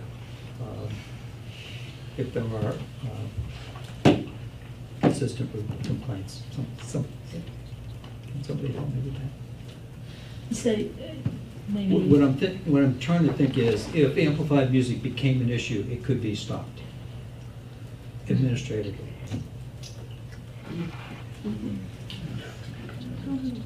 Permitted, I think it would have to be permitted administratively to be stopped administratively. Okay. Okay, so the last sentence would say that, the last sentence of the proposed amendment would be, acoustic music may be permitted administratively for such time as designated by the town administrator or designee.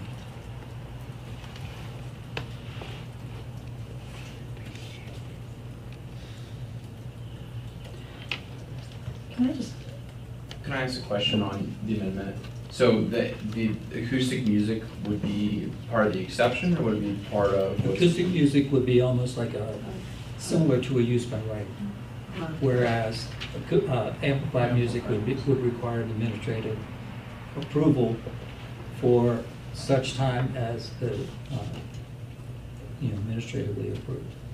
So for all times, no matter which day, amplified music would only be by approval of the town administrator. Right, which the town administrator could say, for the summer, that's okay for an applicant, or it's not okay.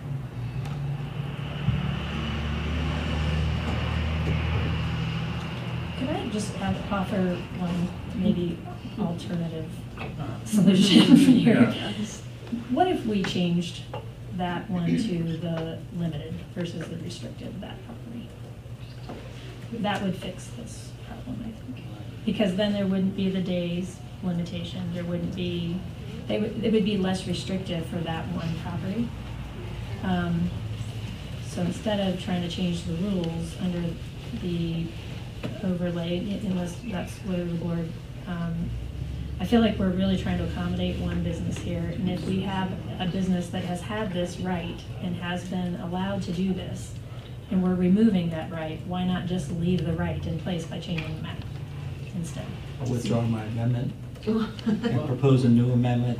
I want to make sure I'm right before so right now, we're talking about business number 8 in the restricted overlay, correct? Lot 30. Is it, I want to make sure I'm getting the right, 442 high? I think that's right. Yes, but So- it's But the hours are still restricted. yeah, exactly. But that But we can change it. would be an easier change than what I think we're trying to do right now. I realize we may still need to do, but I also think we should say that maybe they would have to comply with same hours as everyone else. But if we're okay with everyone getting that change in hours, I'm just saying that's maybe one other consideration here before we move forward. So, Trustee Carabas. I have a question for council, basically. Instead of doing that for that one property, can we, in this legislation we're writing, can we grandfather that one business in as long as that business stays as current license? Can we put a grandfather into the current writing of this, not instead of going that route, instead of changing that one property? You could add a grandfather clause in here, saying existing license held by an applicant, so long as it may be current, and we can work on some language, shall be grandfathered. So I would hate to see us change that one property in that block, because what if, as a devil's advocate, I buy, I don't know, three businesses down, I buy that, I want to do the same thing, but right now we just said we can't, well then I'm gonna come get an attorney, I'm gonna challenge it, and it just saves that problem. Can the grandfather be in there for that specific business? Would that take care of what the mayor's trying to do, but not tie the board up to a possible? I think so. I think another solution, if you may, would be to take out the temporary out of the exemption, and that way you get a standing exemption. But didn't you just say, and maybe I misunderstood, that even under our current ordinance, they can't be doing what they're doing, so how can we grandfather them? I defer staff on that. So, under the current restricted, and I may have missed this, the live music and amplified sound is allowed outdoors until 9 p.m. on Fridays and Saturdays. There's no from, it's until 9 p.m. On Fridays and Saturdays. On Fridays and Saturdays. It's not allowed on Sundays. But they're doing it. But they're doing it. Did that exemption, though? Yeah, they would have to apply each calendar year, and I don't think they've done that each calendar year. So they probably come back in. No. Regardless. I haven't seen it. I wish we could. We could wait 2 more months. And just to be clear, the limited outdoor activity overlay allowed live and amplified music from 7 a.m. until 9 p.m., not from 12 till 9 p.m.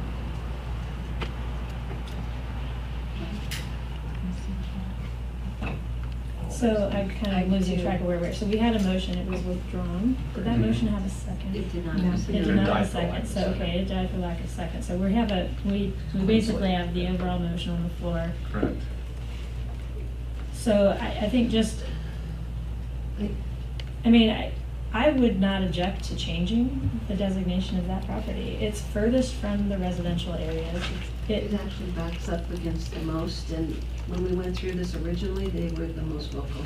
And I don't know why they're not here tonight, maybe we reached out, but hearing that the planner said that both applicants have moved on, this probably could wait 2 more weeks if you want to have a workshop or send it back to the planning commission with your comments. We can see what the board's pleasure is on that. I think continuing it, and I think at this point, planning commission has reviewed. I don't see sending it back to them unless we're going to give them really good direction. I think at this point it's on our plate. I'm happy to continue it if the board would like to move to do that and consider this a little bit more. So is there a motion to do that? I would ask that maybe we continue it to actually August 20th.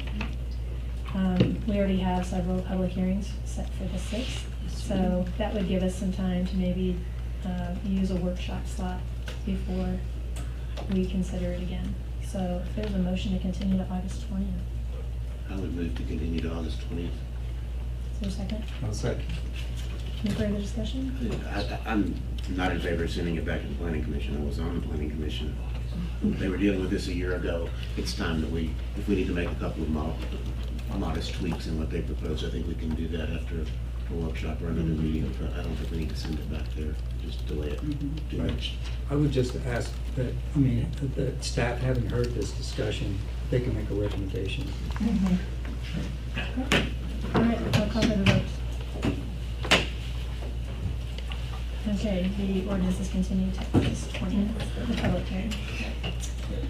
Okay, I think we can take a break from our public hearings, and I think we have a presenter here for the ballot initiative. I'd like to let him go ahead and come forward. This is Will Tour.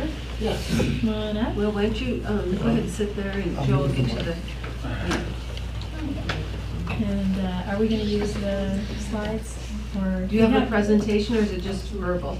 Yes, I emailed the presentation. So how about we take the board like a 5-minute recess so they can set up for the presentation?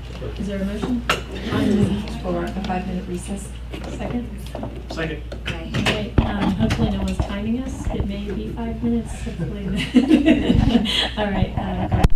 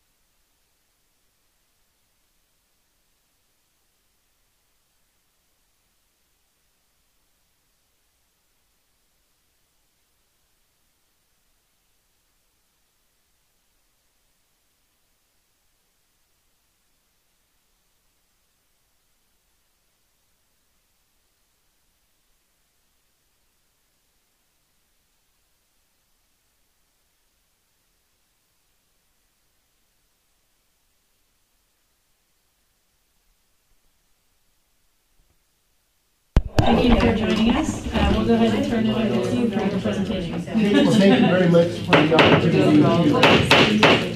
Excuse me. Thank you. Thanks very much for the opportunity to speak tonight. It's been a few years since I've been in the town hall, so it's great to be back here. Yeah, Will Tour.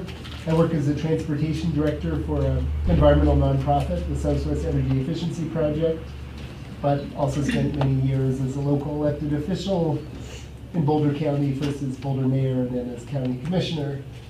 And one of the things that I've been working on for the last several years is trying to increase multimodal transportation funding in Colorado. And I'm part of the Let's Go Colorado coalition that is bringing a measure to the ballot this fall. And so would love to just take a few minutes and describe some of the context and then describe the ballot measure, or what they're looking to get local governments to consider supporting the ballot measure. Next slide, please. So, just to give a bit of context, the major source of transportation funding in Colorado historically has been the gas tax. We've got a 22-cent gas tax that prior to the passage of the Tabor ballot measure in 1992, the legislature used to periodically adjust the gas tax rate in order to make up for construction cost inflation. So every few years, as the cost of building things went up, they would modify the gas tax rate to maintain basically constant buying power.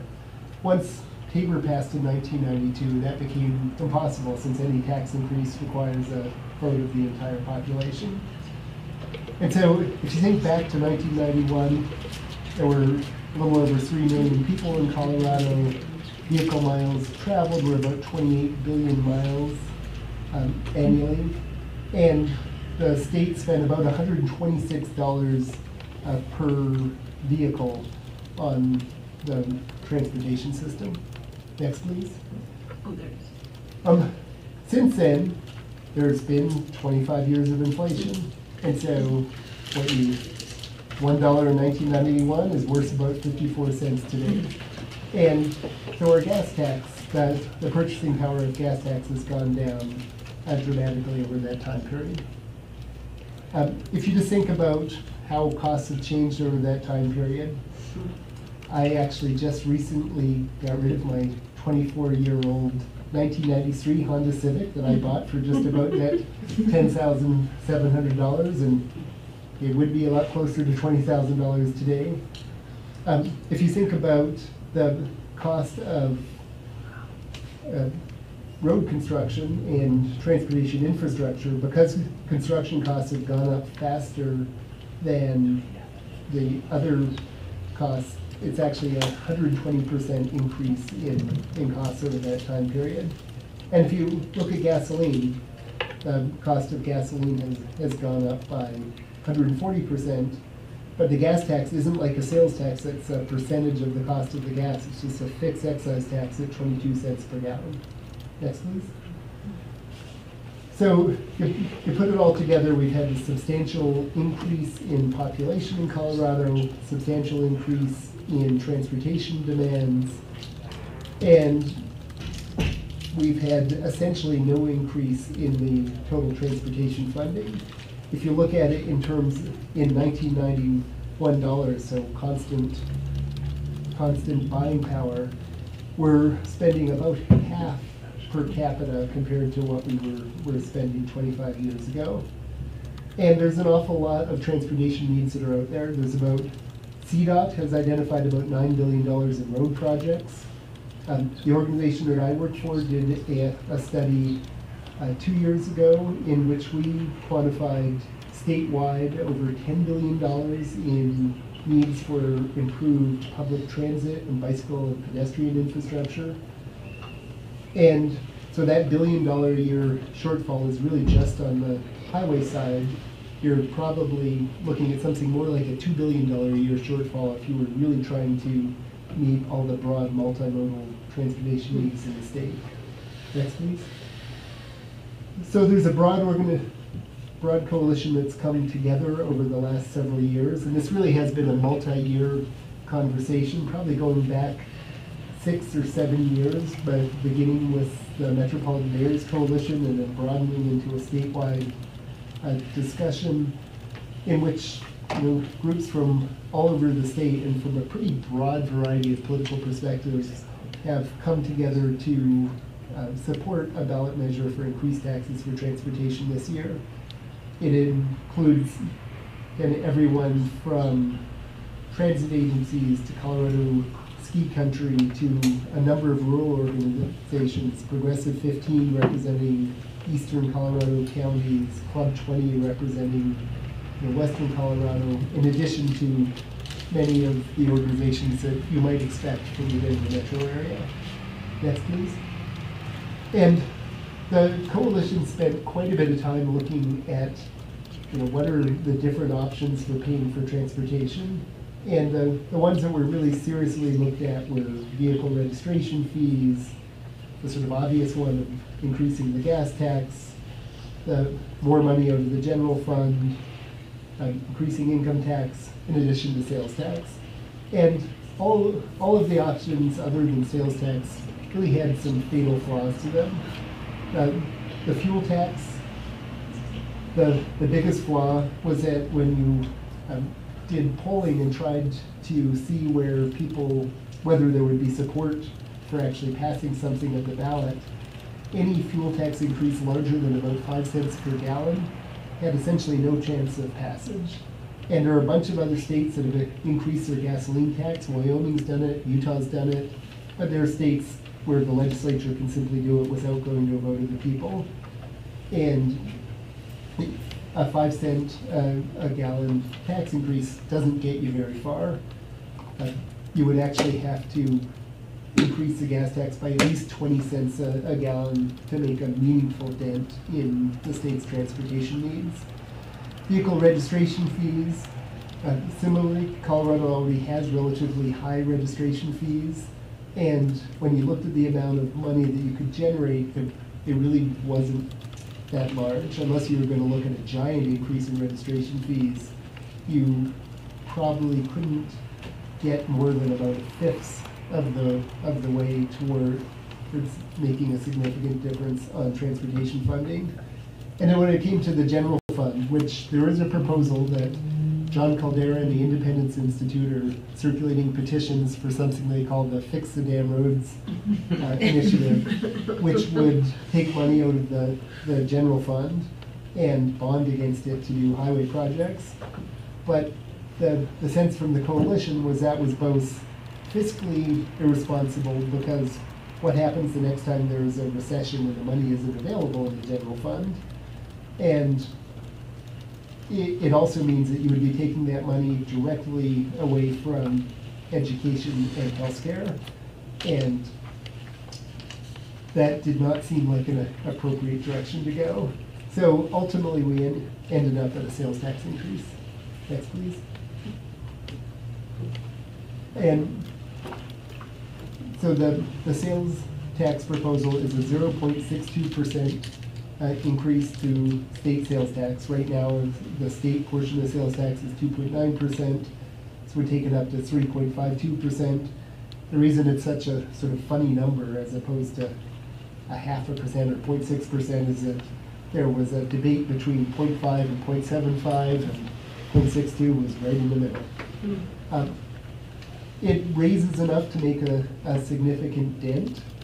It's a relatively small amount for any individual to pay, and this was one revenue mechanism that everybody, including tourists, would pay, and that seemed very attractive to many people. Next, please. It would raise approximately $767 million in the first full year. That would allow the state to issue about $6 billion in bonds for state projects, and the proposal would last for 20 years. Next one, please. One of the key aspects of this proposal, and one of the things that makes me sort of very excited and supportive of it, is that it's not just a highway proposal. the way this is structured, 45% of the revenue would go to the state transportation department, and it would go into the state highway fund, primarily for highway projects, although the language specifically authorizes the state to use it for public transit and bicycle and pedestrian projects. And most of that money would be used to issue bonds, so that $6 billion project list would come out of that state 45% share. 20% of the funding would go to cities, 20% would go to counties.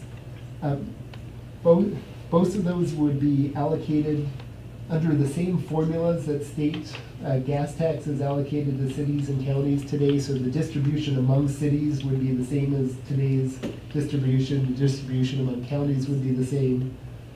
However, in the current way that the state allocates gas tax, more goes to counties than to cities. Because this is coming from sales tax, which is the bread and butter for cities, the decision was made that the city share should go up compared to the way the state has traditionally done it. So there's an even share among cities and counties. And then 15% goes into a newly created multimodal transportation options fund that can be used only for public transit and bicycle and pedestrian infrastructure. And the city and county share is also completely flexible, so depending upon what your needs are, it can be used for roads, bike paths, public transit, shuttles. It's up to the local jurisdiction to decide what their highest priority is. Next, please. So at the state level, the state right now is in the process of creating a project list. And it includes some of the big highway projects that you would expect. So there are big chunks of money that they're proposing would go into I-25, basically Fort Collins down to Colorado Springs. There are significant chunks that they're proposing to go into I-70 in the mountains. Within the Boulder County area, the largest projects that they're proposing are projects that local governments have brought forward that are primarily oriented around public transit improvements. So $57 million towards bus rapid transit on State Highway 287 from Longmont and running into the existing US 36 managed lanes. About $26 million for improving traffic flow on 28th Street in Boulder, primarily focused on improvements to allow buses to bypass traffic at the intersections. $370 million for bus rapid transit between Boulder and Longmont along State Highway 119. And then about $160 million for a combination of kind of operational and safety improvements and bus rapid transit along State Highway 7, so Arapahoe and Baseline from Boulder to Brighton. Next, please. On the local side, if you look at the money that would be coming to jurisdictions probably of most interest to Lions, the amount to Lions would be about $75,000 a year, about $2 billion over 20 years. Boulder County's share would be a little over $4 million a year, or about just under $120 million over the life of the tax. And again, there's a broad variety of projects that can be funded. It's completely up to the local governments. And that is not set in the ballot issue, so the project list in the ballot issue tells the big projects that the state will be bonding for, and then it'll be up to each local government over time to make the decisions on how they want to allocate the funds. Next, please. And then the multimodal fund will generate about $100 million in the first year. As sales taxes go up, averaged over time, it'll be about $150 million a year in the average year. And the way it's designed, 15% of the funds will go to the state for state priority projects like expanding the bus staying system or working on interregional transit that might be connecting communities like Denver and Fort Collins. 85% will go to projects proposed by local governments. And the way that that will be allocated is that it will be sub-allocated to the metropolitan planning organizations like Dr. Cog. So, and the majority of it will actually come to the Dr. Cog region. Unlike most state transportation dollars, which are allocated largely according to lane miles, so more of the money flows to rural areas outside of the Front Range. The way that the multimodal fund is written, the dollars will be allocated based upon population and transit ridership, which means that the Denver metro area will probably get about 60% of the funds. What it'll translate into is that the Dr. Cog region will have about $50 million a year of additional funding available to support local projects that are either bicycle, pedestrian, or public transit projects. And that's basically the proposal. Where One last slide. Yep. You know, it creates a reliable revenue stream, doesn't try to rely on taking money out of the general fund and convincing legislators every year to make those transfers. It addresses both rural and urban needs, and both highway and multimodal needs, and has a reasonable balance between giving funding for state priorities and giving significant funding for local priorities. And my sense is that while it's not perfect, it's about it's better than I expected. We would be able to get a broad coalition to agree to, and that it would make a real dent on transportation needs across the state. And with that, I'd be happy to answer any questions. And again, we would love to see whether the town would be willing to endorse the issue. I would like to just, one, thank you for coming and giving us the presentation. I think it's always more impactful to kind of hear the whole presentation versus reading, picking up bits and pieces in the news. And being the representative of Lions to Dr. Cog and the Metro Mayor's Caucus, as much as flood recovery is what we talk about here, transportation is what everyone else is talking about everywhere else. It is it's kind of the elephant in the room with every other discussion. And I think, while, some of the bigger cities are looking at this, and it's a little more challenging for them to get on board because they could pass a 0.62 sales tax percent and probably raise more money direct than what they would get for their share. But if you sit in Dr. Cog meetings or the Metro Mayor, one of the things that's really, when it comes to transportation, it's a regional issue. While yes, they could raise that money and do their own projects, but we don't stay within our own town when it comes to roads. I mean, we all drive to Denver periodically. We drive to Boulder and Longmont. And so the idea is that you should be contributing to that regional pot to help fix the roads, not just in your city, but around your city, and to help people move around. And so this is as bipartisan as anything I've seen proposed. I think it's the fairest proposal. It helps the cities as well as the county, as well as multimodal. It helps urban and rural. As a smaller community, I actually think we benefit the way this is structured to go through Dr. Cog for the multimodal. I think we always have a very good shot at submitting grants for our projects, which are really too small to get ever on the to-do list of some of the larger entities that are out there. So I think this is a really good proposal, and I hope the board will kind of take some time to do some more reading and think about it, and think about whether we want to pass a resolution in support of it and try to encourage our voters to consider it. Obviously, everyone has to consider about this makes the next sales tax increase harder to do for everybody.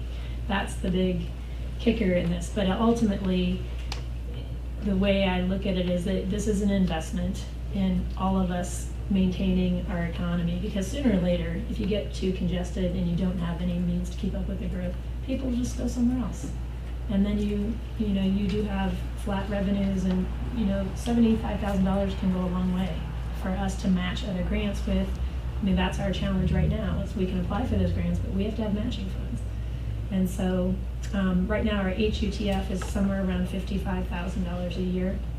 That's what we get for gas tax currently, and that's really about what we have to work with when it comes to road repairs for Lions. So I'll let you ask any other questions, but I wanted to throw in my 2 cents that, there's very broad support for this among the mayors and among most of the communities in the metro area.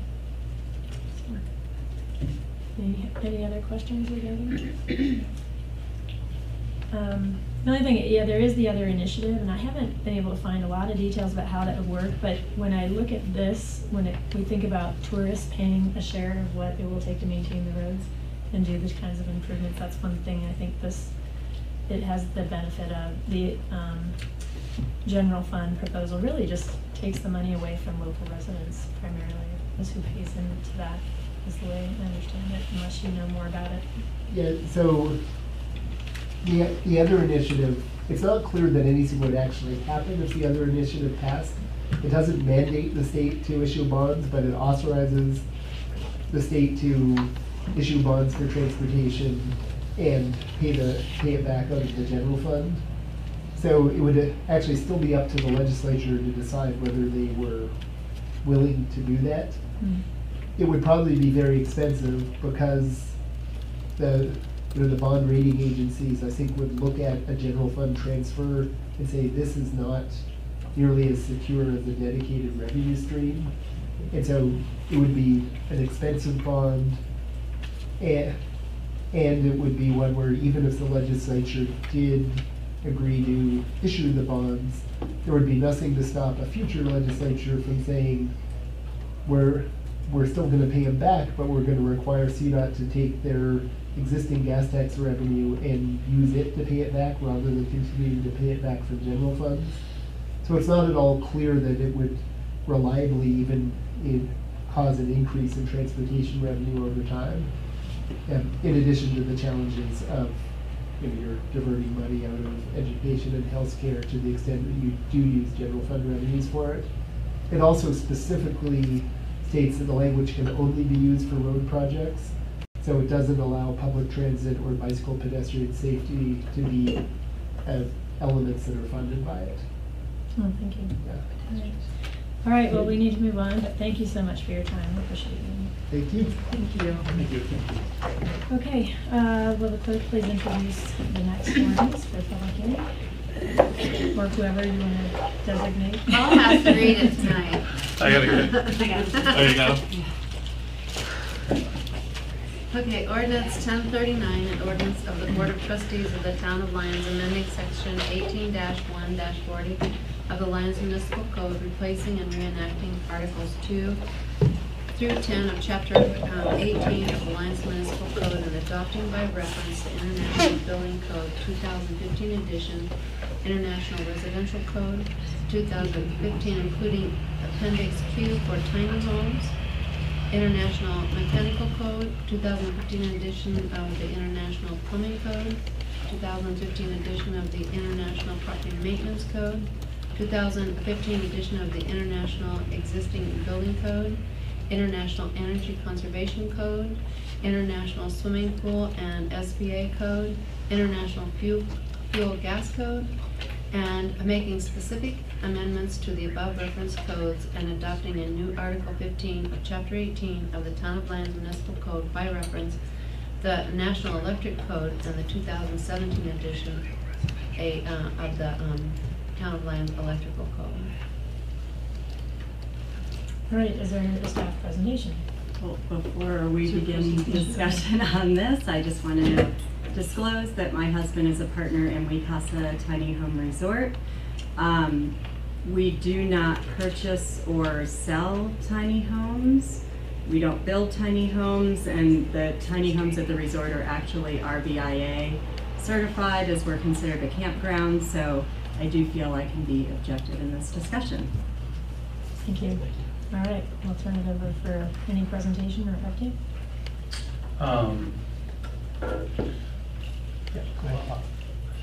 So the code you have before you is similar, entirely similar in nature to the one you reviewed, except for we took out the exemption for residential sprinklers. So we took out a few sections of the code that we spoke of last week, and that is the only amendment that you see before you. Okay. Yep. Any other, anything else you want to add before we open the public hearing? No, I believe so. I'll add that we do have the fire marshal here. Okay. If you do want to ask questions. Okay, great. Is that gentleman sitting in? He can come up as well. Come on up. If you want to Yeah. come on up, or Grab do we another have room? Just set him next to Mike or. Oh.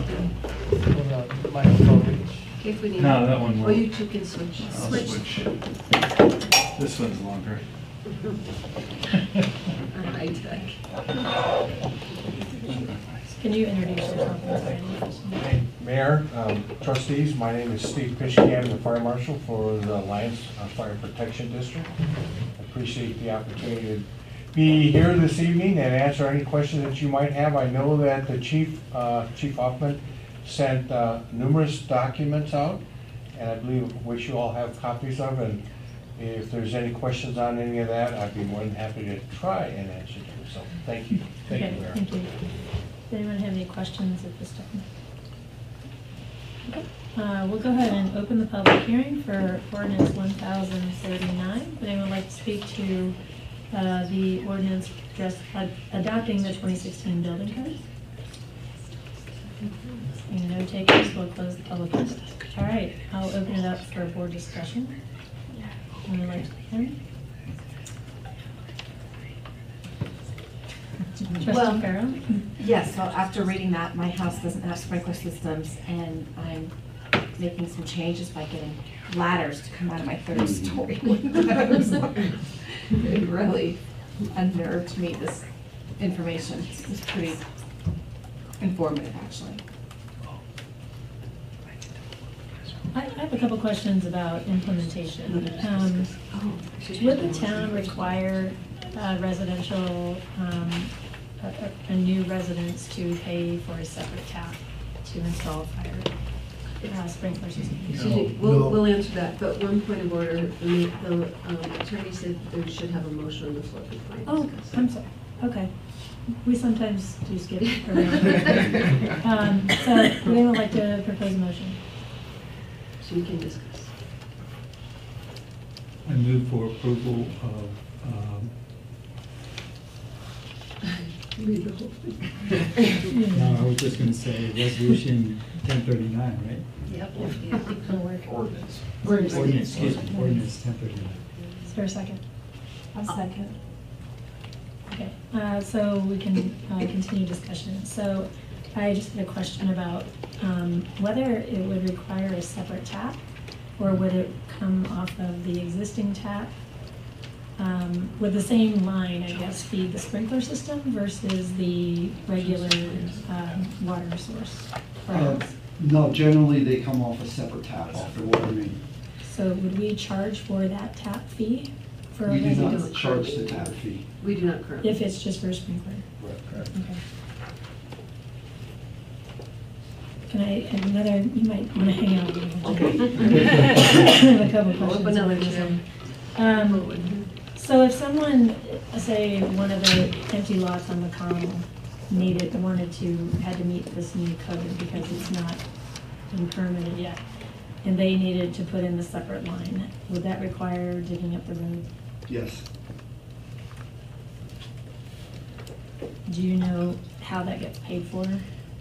Whoever installed the house would have to take out a street cut permit. And then they would need to do the line installation to cut all the traffic control. To do that and put a patch back. Okay.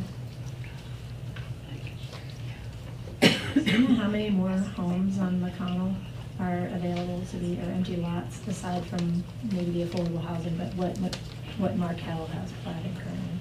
On the current McConnell, I'd say there's 6, maybe 7. And then on Carter Drive, that whole area is platted, but not under any kind of contract. Do you remember how many? On Carter? I'm just trying to remember between the two we were looking at. 40? It's like 32 maybe. 32 rings a bell for the block numbers. Block 32. 32. I can look quick while you're doing this. That's fine. Oh, actually, have the plat is my. Would the, this is maybe back to the permitting folks over here. Would the unfinished portions of the house also need to be cleared the way the code is currently written? Good question. Do you know if So if you have unfinished an basement? unfinished basement, Unfinished would you basement, have to is there sprinkle it? If there's not gonna be anyone living there? Yeah, in that yes, portion? they would require sprinklers down there. 13D systems are not throughout the entire house, like they're not in the attic. They are in the basement, even though the basement may be unfinished. And there's a square footage size that excludes the sprinkler systems like closets, small bathrooms, that type of thing. Or garages. Garages, no, they're not required in the garages. There's a 2-hour separation wall between the garage and the living portion of the home. What if the garage is in the basement? Well, then it would require a sprinkler system, yes. Then it becomes part of the actual living area. And I'm fairly confident that's what I would have to check on that depending on the design of the house, whether it's a tri-level or what it is. So. And I'm just curious, do you know why none of the other surrounding communities have chosen to do this other than Boulder County? My understanding is Berthoud has not, Estes Park has not, Longmont, Boulder, City of Boulder have not adopted this component. I believe Longmont has, and the City of Boulder has as well. Thought that was in their new code adoption. No, that's my understanding. It's only, I did a little research this time Okay. to kind of ask around, and my understanding is they have not yet adopted the sprinkler. My understanding is Longmont will Yeah. in 2019. They'll start enforcing in 2019. That's my understanding for Longmont. Okay. City of Boulder, I was unaware if. I was They were- under the impression that was the same thing, that they were going to be, they had adopted it and would be enforcing it 2019, something like, I don't know exactly, but Okay, when you said deferred, I guess I didn't know, that mean they were gonna consider it again, or they've actually Well, adopted it? They adopted, but they're gonna start enforcing it at that specific In date. 2019. Okay. And that's for single family as well? Yes. I have a clarification on your lots. Yes, thanks. Between both the platted area and McConnell Drive, it's about 42 lots total, plus Tract A, where the new housing development could go. Very percent. I tried reading much of that material, and I have to confess I was a bit confused on the cost estimates. On one hand, the cost estimates seem to be more reasonable than I was expecting them to be, but then all these complications keep getting stacked onto them. And, you know, for example, what was just mentioned a little earlier about street cut. I don't know that street cut was included in a $1.35 per square foot estimate, for example. So, and I also noted that Fort Collins appeared, you know, as the closest example, and they appeared to be at the top end of the cost spectrum. So we're kind of put in this situation of understanding that we're likely to be in a high cost for installation situation. But as was mentioned just a few minutes ago, we've been scared like crazy by reading the same material in terms of the implications. But could you kind of help us with the with your understanding of the impacts that the associated costs would would subject a new buyer to, compared with the safety. I mean, you know, everybody knows that, you know, obviously, if you can save a life, it's worth an awful lot, but you kind of, you know, help us a little bit with that equation. Well, first and foremost, the sprinkler systems are designed to get people out while they still can. And along with the smoke detectors that are required per code, and then allowing these sprinklers a sprinkler to activate in the room of origin. It allows the people to get out of the home before it becomes unattainable and they are not able to leave. With our situation here in Lyons, you know, we're pretty much a total volunteer fire department. And so our response times are a little bit longer than we have in places like Longmont and Boulder, where you have full-time fire departments. People in the station all the time, 24/7. And so I think that's another big factor that you all need to keep in mind, is that the extra time that we can provide, the sprinklers can provide the residents of the home to get out, provides us a lot more opportunity once we get there, is to continue that extinguishing of the fire that the sprinklers have started. As you well know, not all the sprinklers in the house go off when you have a fire. It's just in the area of the fire. And I think that's a misconception, unfortunately, that a lot of people have. You see that in films, and you know, the sprinkler systems go off and every head in the house goes off. That's really not the way it is.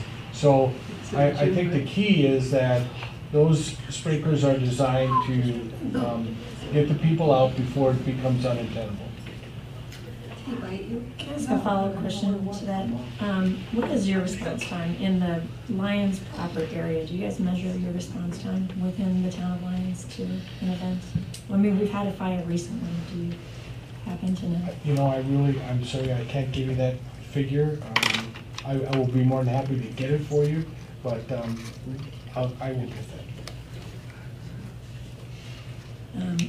Trustee Lehman, go ahead. How would the sprinkler requirement apply to ADUs that we might permit in the future? New ADUs built behind an existing house like the one we permitted a couple of weeks ago?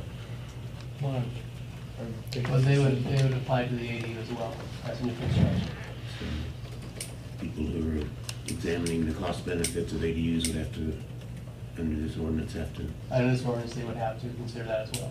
Which is a newly built. Newly built, that's correct. Yeah, newly built ADUs. And, I guess my other question, I think I know the answer to this one.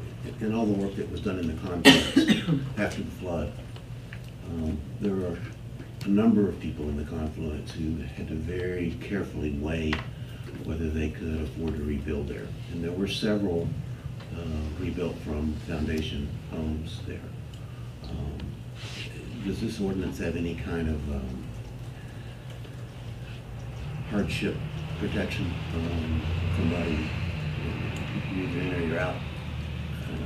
Somebody can live there. If we, God forbid, we have another flood 10 years from now, 100 years from now, whenever it may be, and somebody's making that tough decision of whether to rebuild, you know, the sprinkler system could be a significant part of their cost. I suspect there are a couple of people that rebuilt in the confluence that probably could not have done so if they'd had to put $20,000 into a sprinkler system. Would you be opposed? Would you have any objection to any kind of a financial hardship exemption from this? That hasn't been considered yet, no. I guess I'd comment on that the insurance and the grants that help people rebuild, they pay for whatever the current code and standard is that is adopted by that municipality. So if that was adopted by us, it should be covered in their cost, reimbursement cost. If it's a federal level disaster. Yeah, and if they have complete insurance. You know, it's Yes. a number of them. No, I just wanted to mention that. What, they could build back whatever was the current code and standard. That's helpful. Were you finished, Trustee Bennett? Yes. Trustee Farrell? Kind of piggybacking on your ADU question, what about tiny homes? If new ones are gonna be brought into somebody who wants to have one in their backyard, it would also be required in that. No, I don't believe that they fall into the, I have to defer to the building official on that. You mean small, tiny homes? Right, because Yeah. we are, you know, working as a town to have that as a source of affordable housing potential, and we're, you know, in the process of working through that. So I was curious if those would be required to have a sprinkler as well. Very good question. Since the tiny home is 450 square feet typically, I don't see the need to sprinkler a smaller home such as that. Because you're really in one room and you just get out a window or a door, you're right there, not like you're running through different rooms to get out. Right. So I don't think it would be required. We could probably put something like that in our ordinance to make that exception. You need to get him. It's a test. I don't know, it's not a, it's like a big old crunchy I think that's, to answer your question, I think that's worth No, don't squish it. looking at and determining whether or not that would be a requirement. The unfortunate side is tiny homes like mobile homes have a tendency to have a very high death rate when it comes to fires. And I'll just leave it at that. Further research would, on the building department and the fire department's part to better answer that question for you. Follow up on that question. I think under section 18.3.10B, it says no residential building shall be hereafter constructed, erected, enlarged, altered, or moved into the town unless the same shall comply. But that might be something we could take up in the tiny homes ordinance if we get it. So I just had a question about, some of the materials made it sound like that part of the justification or for the request for single-family residential to have sprinklers was that we were using poor quality of building materials. And I had a lot of, some of the developers tell me, they kind of dispute that. So they say some of the siding on the houses made of cement-like materials actually more fire resistant than the older materials in older homes. And the electrical code is really what is improving and reducing the fires in newer homes, because the electrical code has really made significant advances in terms of reducing leaks and things like that. So I guess I was just, I almost feel like we're targeting newer construction, which may be less of a risk because it has a more current electrical system, whereas the older homes, one of the more common reasons for fire is you overload the electrical system. And so by not really focusing, and we have more potential for remodels in this town than we do new construction. And we're really not focusing on remodels having to come up to this code, is the way I understand the way it's presented. That's correct. That's correct. So I almost just feel like we're kind of adopting it because that's the thing to do, but I feel like I really want to consider what our town needs and what type of construction we will have. And some of our denser neighborhoods are the oldest homes, which would really probably be exempt from having to install sprinklers. So if we're going to if we're going to actually have a good, I'm not disputing that sprinklers would do less damage and probably have some advantages over life safety, but I guess putting them in a newer home, which is maybe has less risk of fire in the first place. Now, it's not going to stop somebody from leaving the stove on and the mail catching on fire or something like that, but which actually happened in my house when I was in high school. So I've lived through my house burning down. So I'm, sensitive to that. This is an important thing to try to consider life safety and properties, and living in a fire-prone area. But I'm also just we also have a huge affordability problem in this town. And I'm worried a little bit about whether the town has the infrastructure to actually make this doable. If we enacted this, you know, would we have to go dig up all of our roads and put in additional taps for those homes that are platted already and don't have that available? And also just, you know, it's really leaving out the majority of the town that's already built. And so those are just some things I'm struggling with. I'm not saying I can't get over it, but I just feel like we're kind of like taking this very kind of it's either in or it's out approach, and I just wonder if it's supposed to be, if we really need to think about the remodel aspect of this a little bit more, and really understand what it's really going to take to actually implement this for a new lot. You know, realizing we would have to dig up and put in different infrastructure and repave roads that are already brand new roads for the newest house with the most current electrical system. I'm struggling with that a little bit, just to be honest. Yeah. So Mayor, you bring up a couple of points.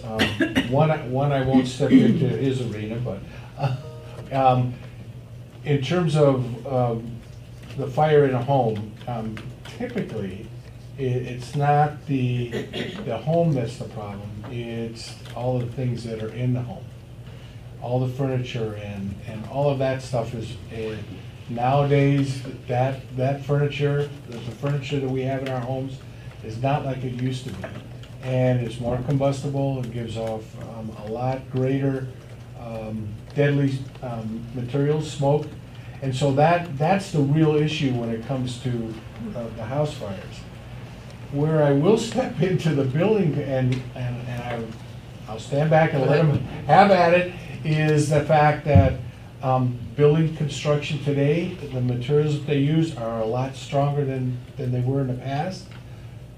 However, when they're exposed to fire, they become a lot less stable and are more prone to cause collapse and that type of activity than when you had the older homes, when you're using 2x8s or 2x10 rafters and that kind of thing. Yes, Steve is exactly right. So, you know, conventional lumber burns much slower than engineered lumber. Engineered lumber is really thin, and it's designed specifically to hold specific loads, but it's really thin, which will burn much quicker. So that's where Steve was trying to get at regarding the older homes. You have 2x4s or built better. Okay, thank you for clarifying. Are there any more comments, Trustee Katz? Mainly for the fire marshal, the NFPA, all the information is given to us, is a standard code for construction, both residential and commercial. State of Colorado doesn't follow the commercial side of the NFPA. But we're going to put it upon our citizens, and an example would be this building would not be occupiable in any other state in the union because it doesn't have pulsation at the door, horn strokes, detections. Why is Colorado lagging behind the rest of the country? But yet, as individual towns, we're going to put it on a burden. The biggest cause of death usually comes in a large place like this filled. Something happens behind the wall, we don't know it, flashover hits. Most of us would be dead pretty quick, and then there's a pile up at the door. Early detection picks it up. Pleasant thought. Well, it's just the way it is. Why hasn't Colorado done? Schools do it because they receive federal monies. They have to. Hospitals do it, have the joint commissions. The downtown Denver district has adopted their own district because of the high-rise buildings. I think our public works building is going to do it because we're receiving federal funds, so it's required. But any restaurant in this town, any building, any store, isn't. Any person that walks into it is walking into a potential death trap anyway. So NFPA 1001 is the life safety code. That has not necessarily been totally adopted in the state of Colorado. There are some municipalities that have looked at that and used that, but typically what happens in the state of Colorado is they use International Fire Code and the International Building Code to dictate how they build and protect things. So 101 is a very strict code, it is, and that for that very reason, is not widely accepted or adopted here in the state of Colorado. Why is that, though? I can't answer that, other than to say it is very restrictive code, a lot more restrictive than you will find with the IBC and the IFC in some areas. I really can't answer that question other than what I said, so. No, that's fine. I just, You find that more out east for whatever reason than you do out west. Just a general statement, but that's typically what we've seen. Sorry, and then our codes are mainly for new construction. They're not retroactive, so what was built and approved back when, in, say, 1975 or even 1990, that code still remains the same if the use has not changed. when I'm building a home here, I go to my architect and engineer, they draw up the plans. Like commercial buildings, we have the plans go to fire, is it JJ or is it you, who actually approves for commercial?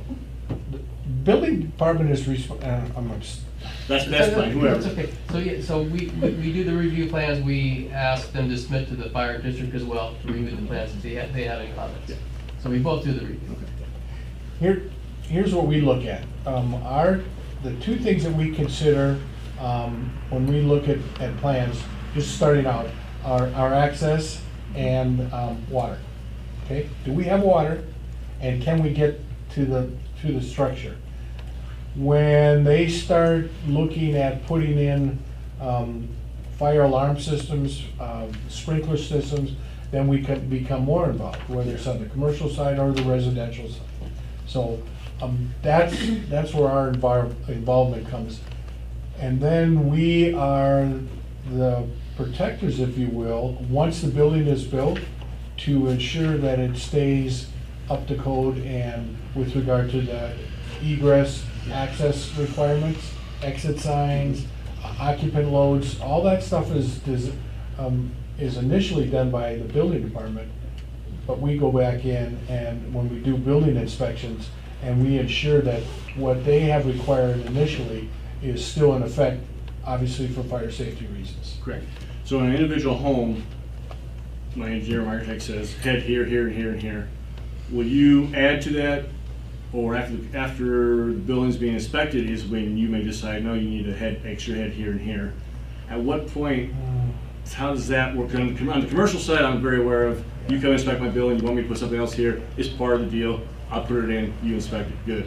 On the home side, it could add a great expense, so it needs to be done on the front side. How's that going to get determined? There's a design criteria that are used for 13D systems, which is a residential. And it's pretty strict, and I cannot think of, I mean, it's got to meet the requirements for coverage, and it has to be designed by a fire protection engineer or a NICET level 3 individual. And all we do is, when we look at that, is to ensure that those requirements have been met. I can't even remember the last time that we said, I think you should put a head over here. It's way overstepping our boundaries. And the review's done by the fire department. The building department's involved with head placement and coverage. That's done by the fire department.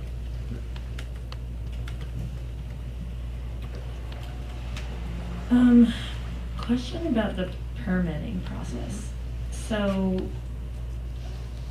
our permits are based on a total cost of the project? Correct, they're based on valuation. So would the sprinkler cost just be added in, the permit then would be increased as a percentage of that in the cost of the total project? Or is there a separate flat fee for permitting the sprinkler? That hasn't been discussed yet. They would submit to the fire department for the, is that correct, you would issue a permit for the sprinklers? Yes, we have a flat fee. So that would cover the sprinklers? Okay. Flat fee for a plan review, and then there's 2 inspections required. One, a hydrostatic test before the drywall goes in. We require them to put water in the system and the system has to hold that water without any leaks for a 2-hour period.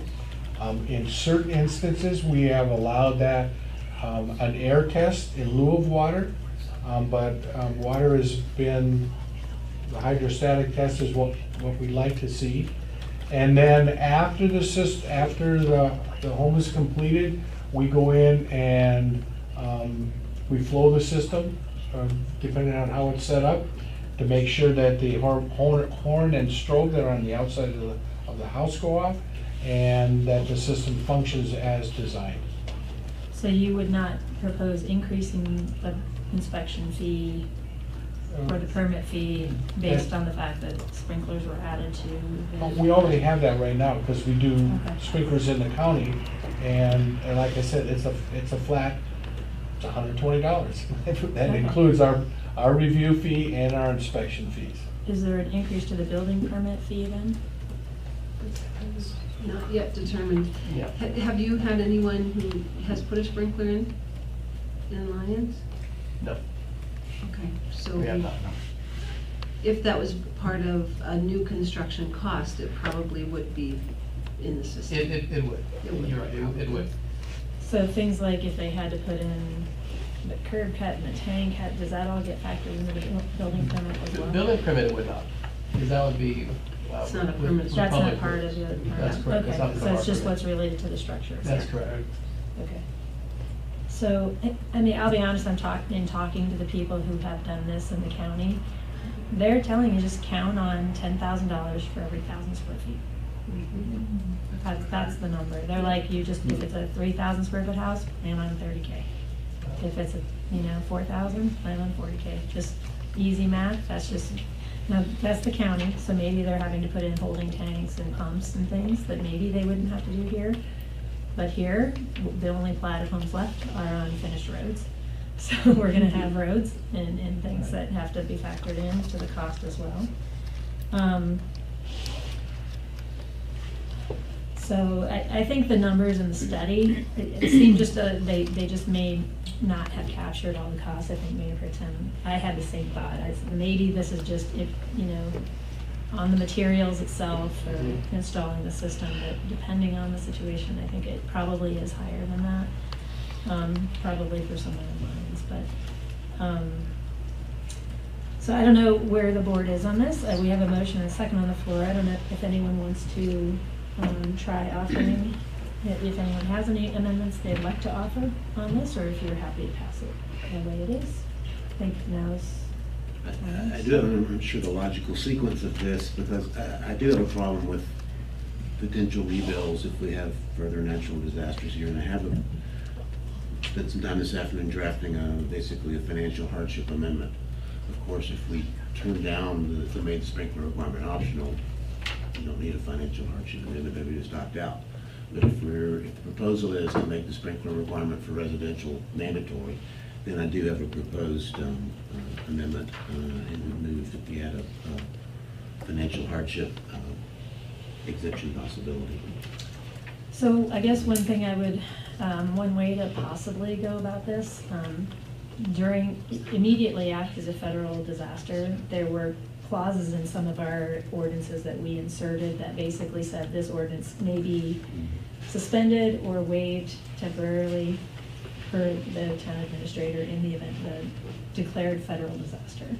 We did that for the limits on the administrator's purchasing ability.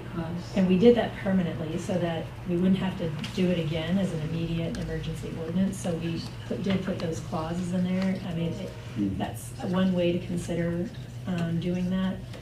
I think first we need to take up the issue as to whether this is staying or going in the ordinance. And if we want to adopt this, if we want to defer it and do something like some of the other communities have been doing, knowing we have platted homes that didn't plan for this in the way that they set the infrastructure for those homes. I think that's really the first question, is if we go back to the prior version, which exempted residential homes, then I think then it's a different approach than if we keep it, then we may have some additional amendments. So I think that's really the first question we have to address. So How do you feel about straw polls? It's like, this is good. I think it's proper to pull the board without a formal vote. Okay. Yeah, how many are leaning toward keeping it? I'm leaning toward not keeping it in its present form. I think it would deter or prohibit any further ADUs. I think that needs to be addressed, and I think it's got a limited impact in terms of the number of homes that are going to be built here. If we were a Westminster or an Erie and had, big new subdivisions about to come in, it's a lot different than when we have maybe 30 to 35 homes left to build in Lyons. Just to clarify, the prior version, it didn't eliminate it, it gave the option to put them in or Correct. not. Okay. I'm kind of I should have clarified, I'm kind of assuming we could go back to the prior version the way it was proposed. If we wanted to go back to that ordinance, that's the only difference, correct, between That's these correct. two. So that would be an option, and then to work from there with any additional amendments. I'm hearing Trustee Brown likes that approach. Does anyone feel differently? Trustee I Carroll? do. Okay. I'm really mixed on it because I do feel that with a volunteer fire department, our response time is longer. I also feel that we're pretty condensed and surrounded, and I'm concerned that by building more affordable houses within, say, the Bell property, the eastern corridor, the potential of it being west of here, I'm drawing a blank on the name of the property. Vancourt, yep, Vancourt. We are putting more people in very condensed areas, and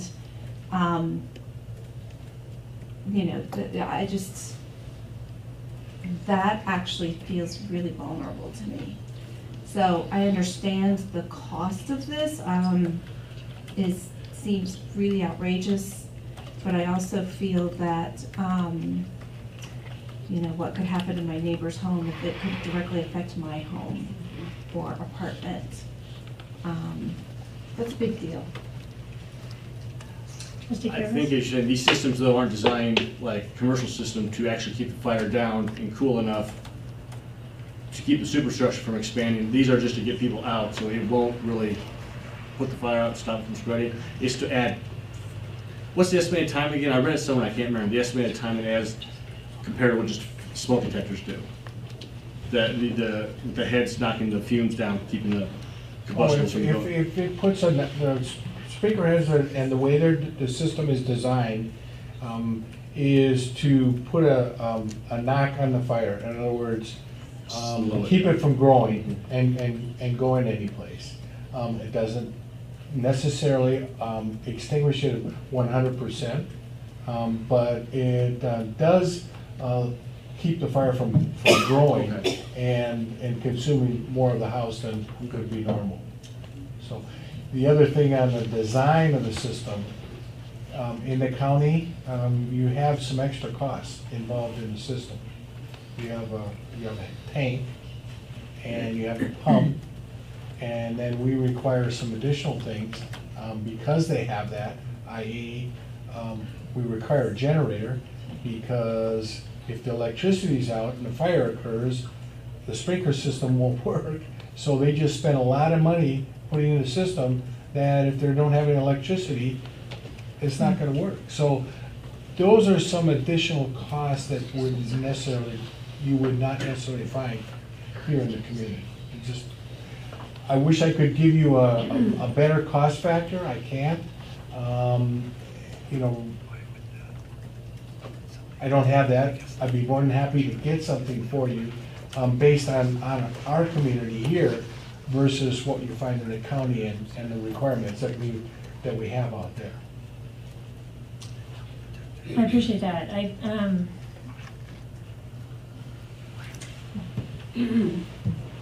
So I kind of hearing there's probably more support for starting with the older version. I appreciate Trustee Farrell's position. I probably lean toward exempting this unless it's the buyer's option. I think if we weren't so close to build out and having everything already platted and roads already in, except for maybe a few small sections of town, this would be more meaningful. As it stands, it just wouldn't impact very many homes the way it's currently written.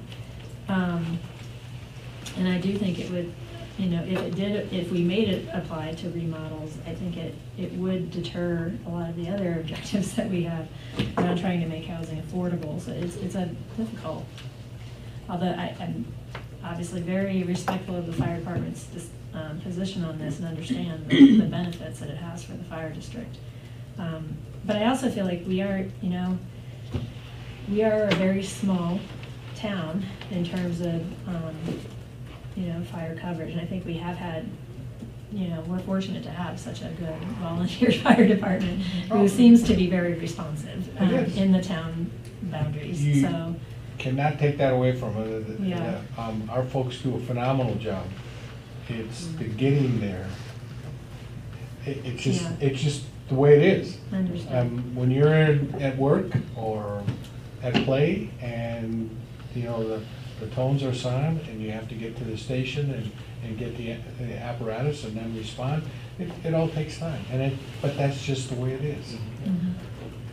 I did look up how Boulder exempted certain homes, and it does so unless they're outside a 6-minute response time. Or there are obstructions in the way of that dwelling unit, if it's not directly accessible from a curb. So one face of the dwelling unit is within 100 feet of a curb. It does that for detached and two-family dwellings as well as those on lots that are over 14,500 square feet. But then again, if those are outside of the 6-minute response time, they're required to have sprinklers. So we don't know what our response time is. I wish I could give you that answer. I'm sorry, Mayor, That's okay. I cannot. I will be more than happy to get it for you, but. Boulder County. City of Boulder. So I'll kind of ask the board, we can continue working on this tonight, and if there was a motion kind of to move us to the next phase, we can continue, or if you're interested in hearing for more information from the fire department, we can continue the ordinance. Any preference?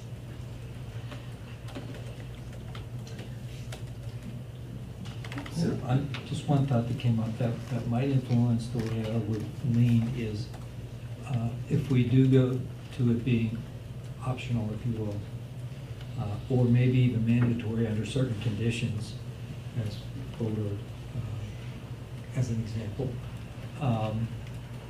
that we at least not heap up the barriers in terms of, for example, the permitting cost, just as an example, but then create some incentives so that, to optimize the number of people who would choose to do it. I'm not quite sure if there is any way of doing that, but to me it's worth thinking about, so that, to the extent you can incentivize people to install sprinklers and make it as easy and reasonable as possible in the process. That I don't know what that. Nothing comes to mind except, for example, setting the permitting fee just so that it just very narrowly covers the actual cost of associated with the inspection process. Permitting and inspection process. Trustee Miller? I think I'd like to find out what response time is, just in town. Since that's what we're looking at, if it's already required in the county, then I'd like to know response time is to kind of make that decision, I think. Okay, so I guess we are at a point where there needs to be some sort of motion to either make a change to the ordinance we're looking at or a motion to continue. The next motion would probably be, if we wanted to revert back, then it would be a motion to that effect to revert back to the language that had the exemption. If no one wants to offer that, then I can call for the vote and we can just see where we are. I think we ought to You vote need on to that react to option. the one on the ground, on the floor. Yeah. What's that? Mayor. You need to react to Oh, the one we on- do. We have a motion on the floor, but it would be an amendment, I guess. Okay. I'm sorry. But it would be an amendment to bring the exemption back to this ordinance. I would like to see us be able to vote on whether to make it optional or not. Right now, we have an all or nothing. So I would move, I would offer an amendment to revert back to the prior version of the ordinance that would make this optional. And I think Trustee Drystad's suggestion is a good one, if you find some incentive to make it eligible with two options. I don't know what that is right now, but for right now, that's my motion, to go back to the making it optional. I'll second that. Mayor, if I may, I think if we're going to get rid of the entire ordinance that's on the floor and bring back the old one, No, we're gonna bring the language from the prior, the exemption language. just the exemption. Just the exemption Okay, language, I'm just the sorry. exemption. Yeah, Okay. that's my understanding if that's the motion. Right. To Okay. bring that Yes, language just and limited insert to it that into language. this. And do you have what that exemption language is for the record? Yeah, it was on the left, Do first you wanna reading. read, do you have it handy? Yep. Do you want me to read it?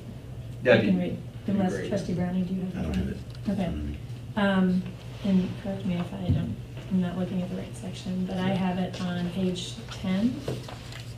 It says section 15, it's 15, but I'm not sure what, it's under the exceptions. The builder of the townhouse shall offer to any purchaser on or before the time of entering into the purchase contract the option at the purchaser's cost to install and equip fire sprinklers in the dwelling. Letter from the builder on the company letterhead along with the builder's and purchaser's signatures shall be submitted to the town stating the purchaser has either accepted or waived the fire sprinkler installation. And then the same language is used for the builder of 1 and 2 family dwellings. Yes, that's correct. Is that your intention? Yes. To after both of these? So there's a motion and a second. Are there any discussion? I have one question for the fire marshal, since we didn't have anyone here last time I held this question. There's another section where it is required in buildings in a Group R fire area. Can you tell me what a Group R fire area is? I'm sorry, what? There's a section here that says, with the exception of townhomes and the, kind of, except for those exceptions, an automatic sprinkler system installed in accordance with section 903.3 shall be provided throughout all buildings within a Group R fire area. I believe that has to do with the wildland interface. Actually, not that, so actually, that was taken out of the building code. So the International Building Code has a section regarding fire sprinklers and our occupancies, which is residential occupancies. So that's where that language came from. Okay, I should have asked you that. I just thought it was a fire marshal question. Okay. Okay, thank you, I just clarified. Basically, that. just mimicking the residential. Got it. 1, 2, 3. Okay. All right, if there's no further discussion, I'll call for a vote on the amendment. Everybody voted? All right, the amendment passes 6-1. So now we're working off of, essentially, it becomes kind of the same language we saw last time, but now that amendment, or that exemption is in the ordinance currently. Are there other amendments people would like to propose? This version of the ordinance takes care of my issues about ADUs as well as hardship exemptions, since it's no longer required those become lived. And I think we can deal with tiny homes on wheels whenever we get to that. So I know we've spent most of our time talking about the fire, but there's also a lot of energy efficiency standards in the new code that do not apply, that would not apply to any portion of a remodel. Is that correct? The way this is worded, or just, it would apply to the new portion? It would apply to anything that was new construction, or it may apply to the new remodel as well, if you put like a new furnace in, or new ductwork, there's certain energy standards that those have to comply with. So all new work. All Wouldn't the new wouldn't work. be retroactive where it applies to the existing home, unless something was changed in the existing home to require that. Okay.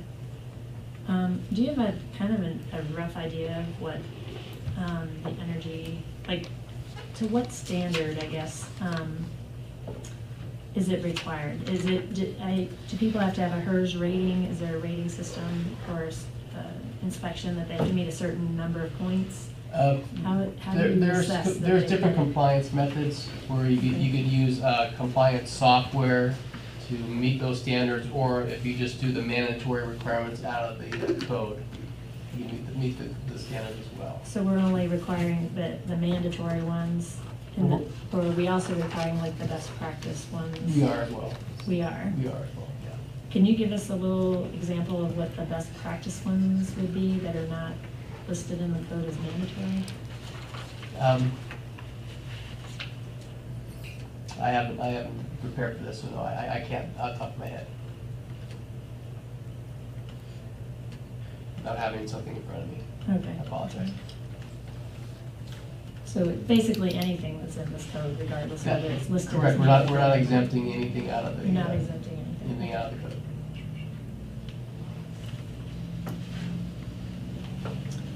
Okay. I was just curious about if we had an idea to what extent. All right, are there any other amendments? I guess hearing none, I'm going to call for the vote on the overall ordinance with the amended changes. And it passes 7-0. All right, thank you very much. Thank you for being here. We do appreciate you. Thank you. All right.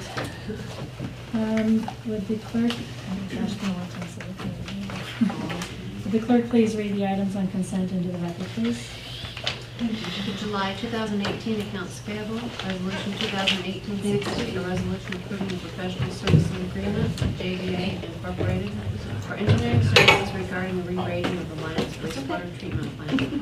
Resolution 2018-61, a resolution approving a professional services agreement with JVA Incorporated for engineering services regarding an independent comprehensive performance evaluation of the Lyons wastewater treatment plant. Resolution 2018-66, a resolution awarding the bid for construction of the Lyons Valley River Park. 2, and approving a construction agreement with Roberts Excavation Corporation. Resolution 2018-62, a resolution approving the second amendment to the Disaster Recovery Services Agreement with Torres and Associates for Second Avenue Bridge Project Design. Resolution 2018-64, a resolution awarding the bid for the 341 Park buyout restoration project to and approving a construction agreement with L4 Construction. Would anyone like to pull any items from consent? Yes. Trustee Farrell and then Trustee Ross. Okay. If needed. I'd like to pull 2018-60 and 2018-61, please.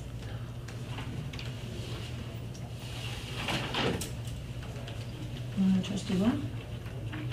I don't have anything additional. Anyone else? I'd like to pull 2018-64, item number 6, please. 64? 64. So that's 2 and 3 and 6, correct? Yep. Okay, is there a motion to approve the remaining items on consent? So moved. Second? Second. Any further discussion? Hearing none, I'll call for the vote. And the remaining items are approved. We have one item on general business, resolution 2018-65. Is there a staff presentation?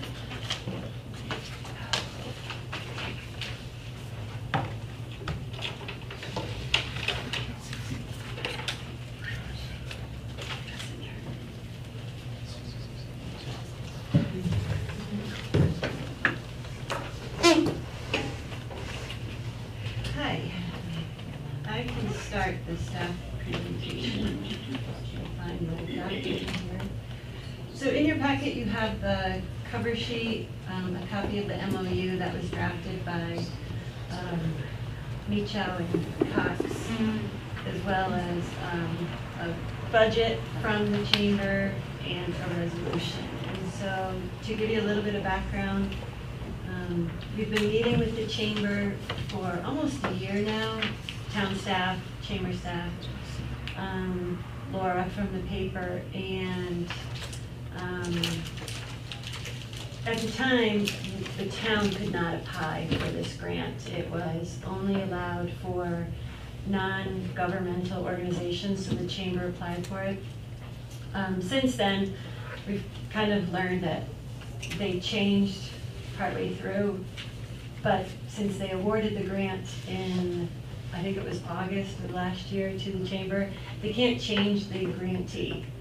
So the long and short of it is, I think financially, the chamber, and you can see that in the budget, doesn't have the cash to pay for some of these expenses with the grant. And so we got on the phone, it was Victoria, Anna Cañada, myself, Craig was on the phone, and Mark Skinner from OEDIT to talk about a way that we could do this together that would work for the chamber, possibly work for the town, and not cause any financial burden on behalf of the town. And so you'll see in here the fiscal impacts in terms of the timing. We went down, it was Porter from the chamber, he's the admin, myself and Craig, and met with OEDIT in Denver and talked about the reimbursement program. I have all the paperwork from the state, as well as the chamber has it as well. And so I think the MOU was drafted by Marcus, you know, so that, and it says in here, I think, you know, some of the important parts are certainly the amount. One of our questions was, are we able to, as a town, financially be able to afford this? Because you guys have seen the cash flow presentations and everything. And I just kind of looked at it, and being part of these meetings, felt like I don't see ever where we would write a check for $100,000. It would be more on a reimbursement program, and based on the expenses, you know, monthly and even quarterly for kind of the next 6 months, because it has to be spent by the end of December. Maybe we'd be talking about 25 to 30,000 at one time might be outstanding, waiting for reimbursement. And then, you know, in it is number 6, that the chamber shall remain liable to the town to fully reimburse the town for any town advances made that are not reimbursed by the state of Colorado. So we felt like that takes the town off the hook. And then we all met in terms of understanding the procurement process, seeing how it gets pretty complex. Yeah, as we all know from our grant, how it works. It's a grant that you have to spend first and then get reimbursed. And so, you know, I think from the town's perspective, if we were worried about the chamber not being reimbursed, we would probably not want to take on that expense as part of the committee, which several of us here are also not. So, does that kind of help Yeah, are there background? questions? Yeah, questions for staff? I think there's just one other item to consider as well, and that is the town of Lyons has been in the same boat where we didn't have the capacity to do this up front. So I think it's the right thing to do. I do have, if there's anything that is not reimbursed because the rules weren't followed exactly, I don't know, we need to have a mechanism to make sure that there's a way to pay us back for that if it's not reimbursed. Or if we see any kind of default, I think it's important for us to, you know, say we aren't going to do more until this process gets cleaned up. What we have found through our monitoring visits is even those projects that weren't perfect, you know, they worked with us to get it into compliance. So I think this is really important. We do this with the chamber, and especially the next 6 months while we know we do have the funds to do it. Questions, comments? One Trustee question. Byrne. Who would be administering this from the chambers? And Mike Porter? Yeah. Mostly? Okay. Primarily, Mike and I. That gives me more confidence in. Yeah. I have a lot of confidence in Mike's abilities in that. Yeah, it won't be me. So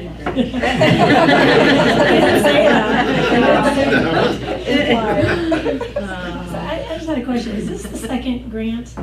Was there another one There was a already? first chamber grant that I know nothing about, that we spent a lot of time having to do some forensic accounting about.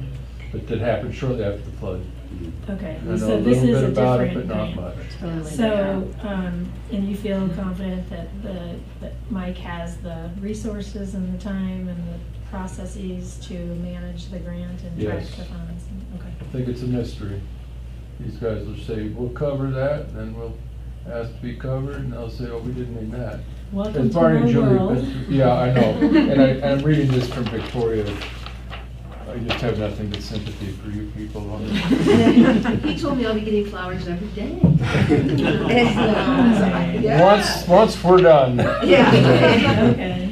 But, you know, another issue, just a point to be added is, you know, the chamber has a mechanism to pay for this through some of our members, but the state has been so goofy, we hate to throw any wrench in the works. They're the ones that suggested that maybe the town had better liquidity, and so we just, okay, without, you know, not wanting to throw up any kind of little red flags, because here we are, middle of July, and we're trying to spend summer tourism money. Yeah, yeah. You know, and so we've been, we have, I think, there's a bigger plan at work here, which maybe we can talk about another day, where I think Julie and Barney and town staff and the chamber worked out a long-term strategy to try to develop a system by which special events and things are funded long-term, and hoping to demonstrate the benefit of that through this grant process. But the real reason we're doing this is just not to waive any further, the state have to think any further. All right, is there a motion for the resolution? I will move to approve. I don't have my resolution up, but I really wanted to make the motion. Resolution 2018-65, a resolution approving a memorandum of understanding with the Lions Chamber of Commerce. Is there a second? I'll second. Any further discussion? I'll call the vote. It passes 7-0. Thank you, guys. Appreciate it. All right, we have 2 items removed from consent, starting with number 2, alternative of trustee. Number 2, John? 3. Oh, sorry. 3 items. Sorry, I was on the. Please. Oh, housing update, yeah. Sure. Do have a little information to share. Summit Housing and EJ Architecture have re-updated the designs for both sites, both Lions Valley Park site and the Van Court site. Paul and I have both seen those, but have suggested even a few more tweaks for them to make it fit into the neighborhoods better. We will be, they are going to be scheduling a public input session to give updates to the neighbors and show those, so we want to make sure they're as close to final as possible before we do that. So that date has not been scheduled, but we felt it was pretty important they have that before school starts, but they still do not have it scheduled. Summit also has indicated they were having difficulty getting a hold of Mr. Van Court to respond to some of his requests.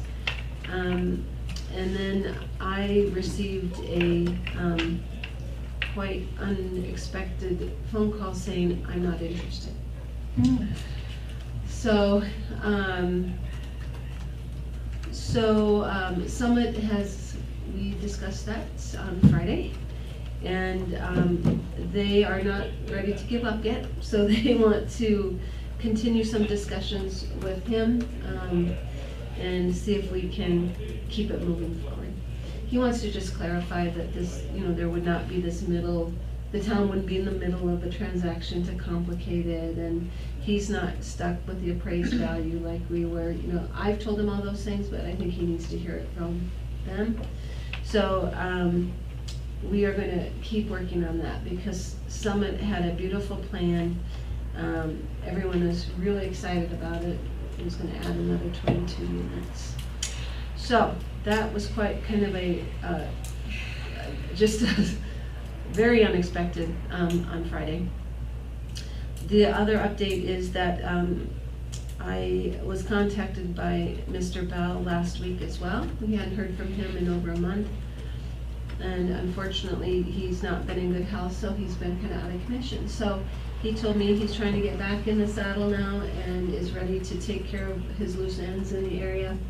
So we will be working with him on several more easements and the removal of the materials out of the pond that he wants to store and use potentially to rebuild his banks, as well as keeping this moving along with the summit on that property. And then I think that is it. That's it for now. Have you had any contact with Mr. Wickham? I heard from him today. Okay. And he and Mr. Rusty Snow from Summit are working on sharing the soil sample results. Because that's not up, I don't own that to share that. Well, I would also say if the Van Court doesn't come through, that should be the next possible phone call that Rusty Snow should make. Well, also Mr. Bell made me aware that he said the Markel option on the lower level lots on Carter Drive expire in a couple weeks. So he said if they do not take them, Summit does have an interest in those. Good to know. Okay. All right, thank you. All right, now we can move on to the items pulled from consent. I'll turn it to Trustee Farrell for items number 2 and 3. Yes, thank you. Where's Amy and Joe? I'm here. Oh, Joe's here. Sorry, it's getting late. Okay, so in reviewing the two, I wanted to know, would it be better to have a comprehensive performance evaluation done before we commit to a re-rating contract for the wastewater treatment plant? Shouldn't we perhaps see those results before we commit to spending the $37,900, or do I just need to have a better understanding of what the difference is between the two? They have different goals. Okay, maybe you could help clarify. Okay, so the re-rating of the plant would get our CDPHE permit raised by some amount, we don't know yet, And that's a requirement? for us to do the expansion in the eastern corridor. Oh. We've reached our limits. I didn't make the correlation that it had to do with that. That has to be done before we can put that sewer line in. Okay. And then additionally, by combining them and running them at the same time, we've managed to save $20,000 from doing them separately. So there was a significant cost savings. Savings in there for that reason. Okay. Do we have a timeline on roughly when we'll have the comprehensive performance evaluation? Both of them should be ready in about 3 months from the time we get the contracts executed. 3 months. It's a fairly in-depth process. Yeah. Okay, that's what I needed. I actually was going to pull it. I have a question as well. What are the chances the re-rating is successful? Is there a risk that the re-rating will not be authorized? There's a possibility. We have it phased, so they'll run a preliminary analysis to see if it will go up to make sense before we execute the rest of it. So I do have it phased. I expect our influent flow limit to drop some, but I'm not sure where that's going to be yet. So they'll drop the flow and raise the BOD, Yeah. the solids. That's what you think they need to get us there? Right. Okay. I don't know if it's going to go all the way or not. We don't know those numbers yet, where we need it to be. Okay, all right. I Any other also questions? wanted Trustee to Wood? pull this one.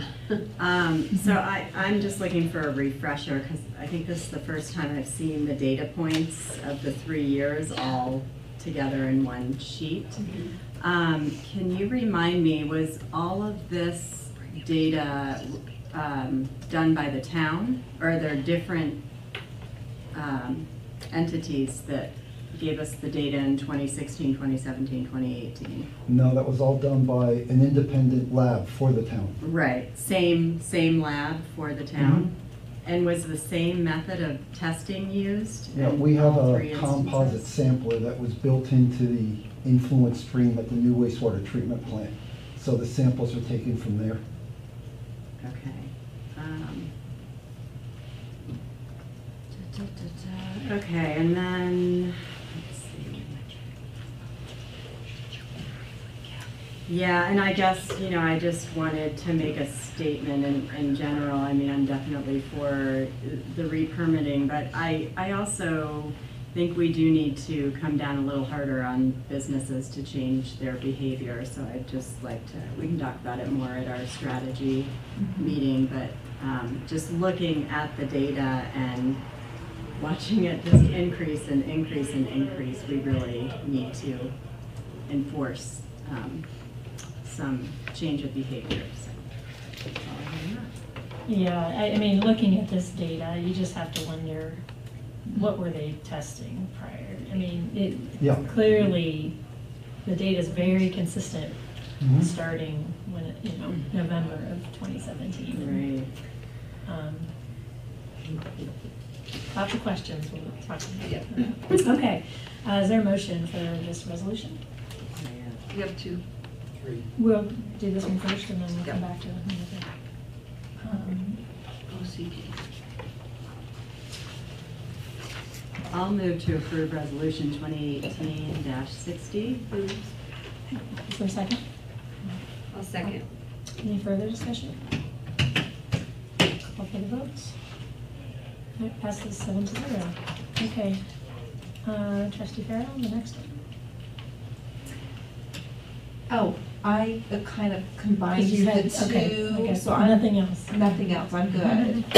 All right, anybody else? Questions on this I one? just have one question, that the, sort of the protocol they presented was typewritten from 1981 or 2. Yeah. And yeah. is that still the standard, the gold standard in the industry? Yeah, that hasn't changed. I gave you that. They didn't present it. I Okay. found that, and that's That's the the gold standard. standard. Yeah, that really, the process hasn't changed since then. 3 years. Yeah. Well, and I just want to let you know, I checked around and they came highly recommended, so I think it's great. They're going to work on all these issues for us. I think there'd actually be a benefit of having them involved in all the things that we're dealing with, bigger and plants. And they understand the timeframe issues. Yes. So the final report, that would be like November 30th, right? For the Is that in your CPE, time- for sure, time- yeah. timeline? They're gonna have the data to CPHE for the permitting well before that. Right, to proceed, but for this review. Right. And now assessment, that's November 30th. yeah. So we just need to make sure we're aware of that on the timelines that we may be dealing with otherwise. Understood. All right, is there a motion for resolution 2018-61?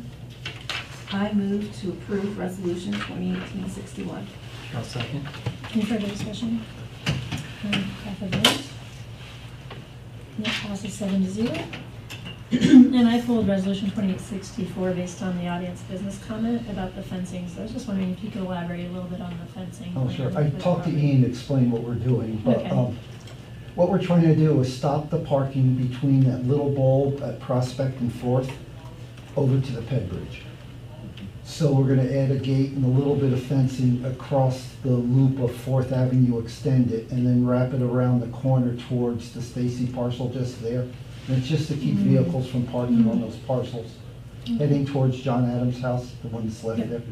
And it's just a little bit, and it's a simple chain loop fence. We're gonna have a passage so people can walk through it. We're just trying to prevent the parking, and it's a small area fence. Joe, what's a chain loop? Like we chain have, link? well, just a chain link, but it just looped one little chain loop. It's not a chain link, like we have over in Meadow. Laverne Johnson Park. Yep, I owe you a quarter. All right, thank you for the clarification. I called that one for a change. All right, is there a motion to approve resolution 2018-64, please? So moved. Second? I'll second. Any further discussion? Hearing none, I'll call for the vote. Passes 7-0. In light of the hour and the need to still have an executive session, I'm going to ask if everyone could send trustee reports either via email if you have anything you feel is burning to share. Anybody doing anything, we can move on. Do you want to run through any action items you've written down quickly? What do you want me to do? Oh, sorry. Into May. Want me to start? Worked with the sheriff on the message board before festival time on the highway.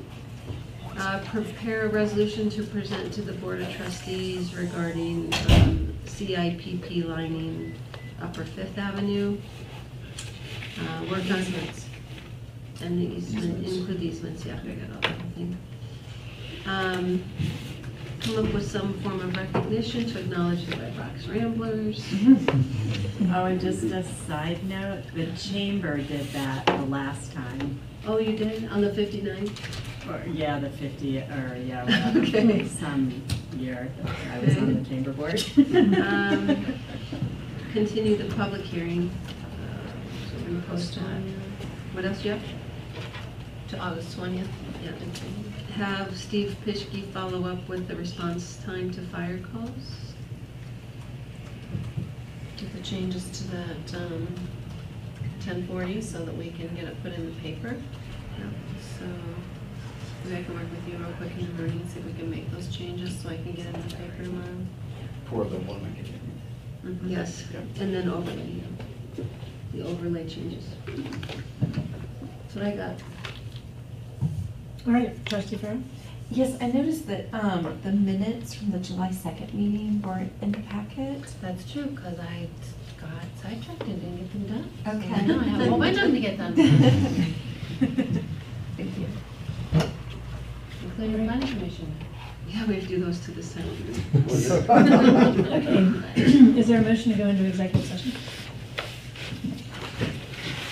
I move to go into executive session for the following purpose. Pursuant to CRS sections 24.6, 402, 4E, and 24.6, 402, 4B, for the purpose of determining positions relative to matters that may be subject to negotiations, developing strategy for negotiations, and instructing negotiators, and for legal advice from attorneys representing the town regarding the town's energy cost savings contract with Honeywell International Incorporated for the new wastewater treatment plant. All right, thank you. Is there a second? I'll second. Any further discussion? Hearing none.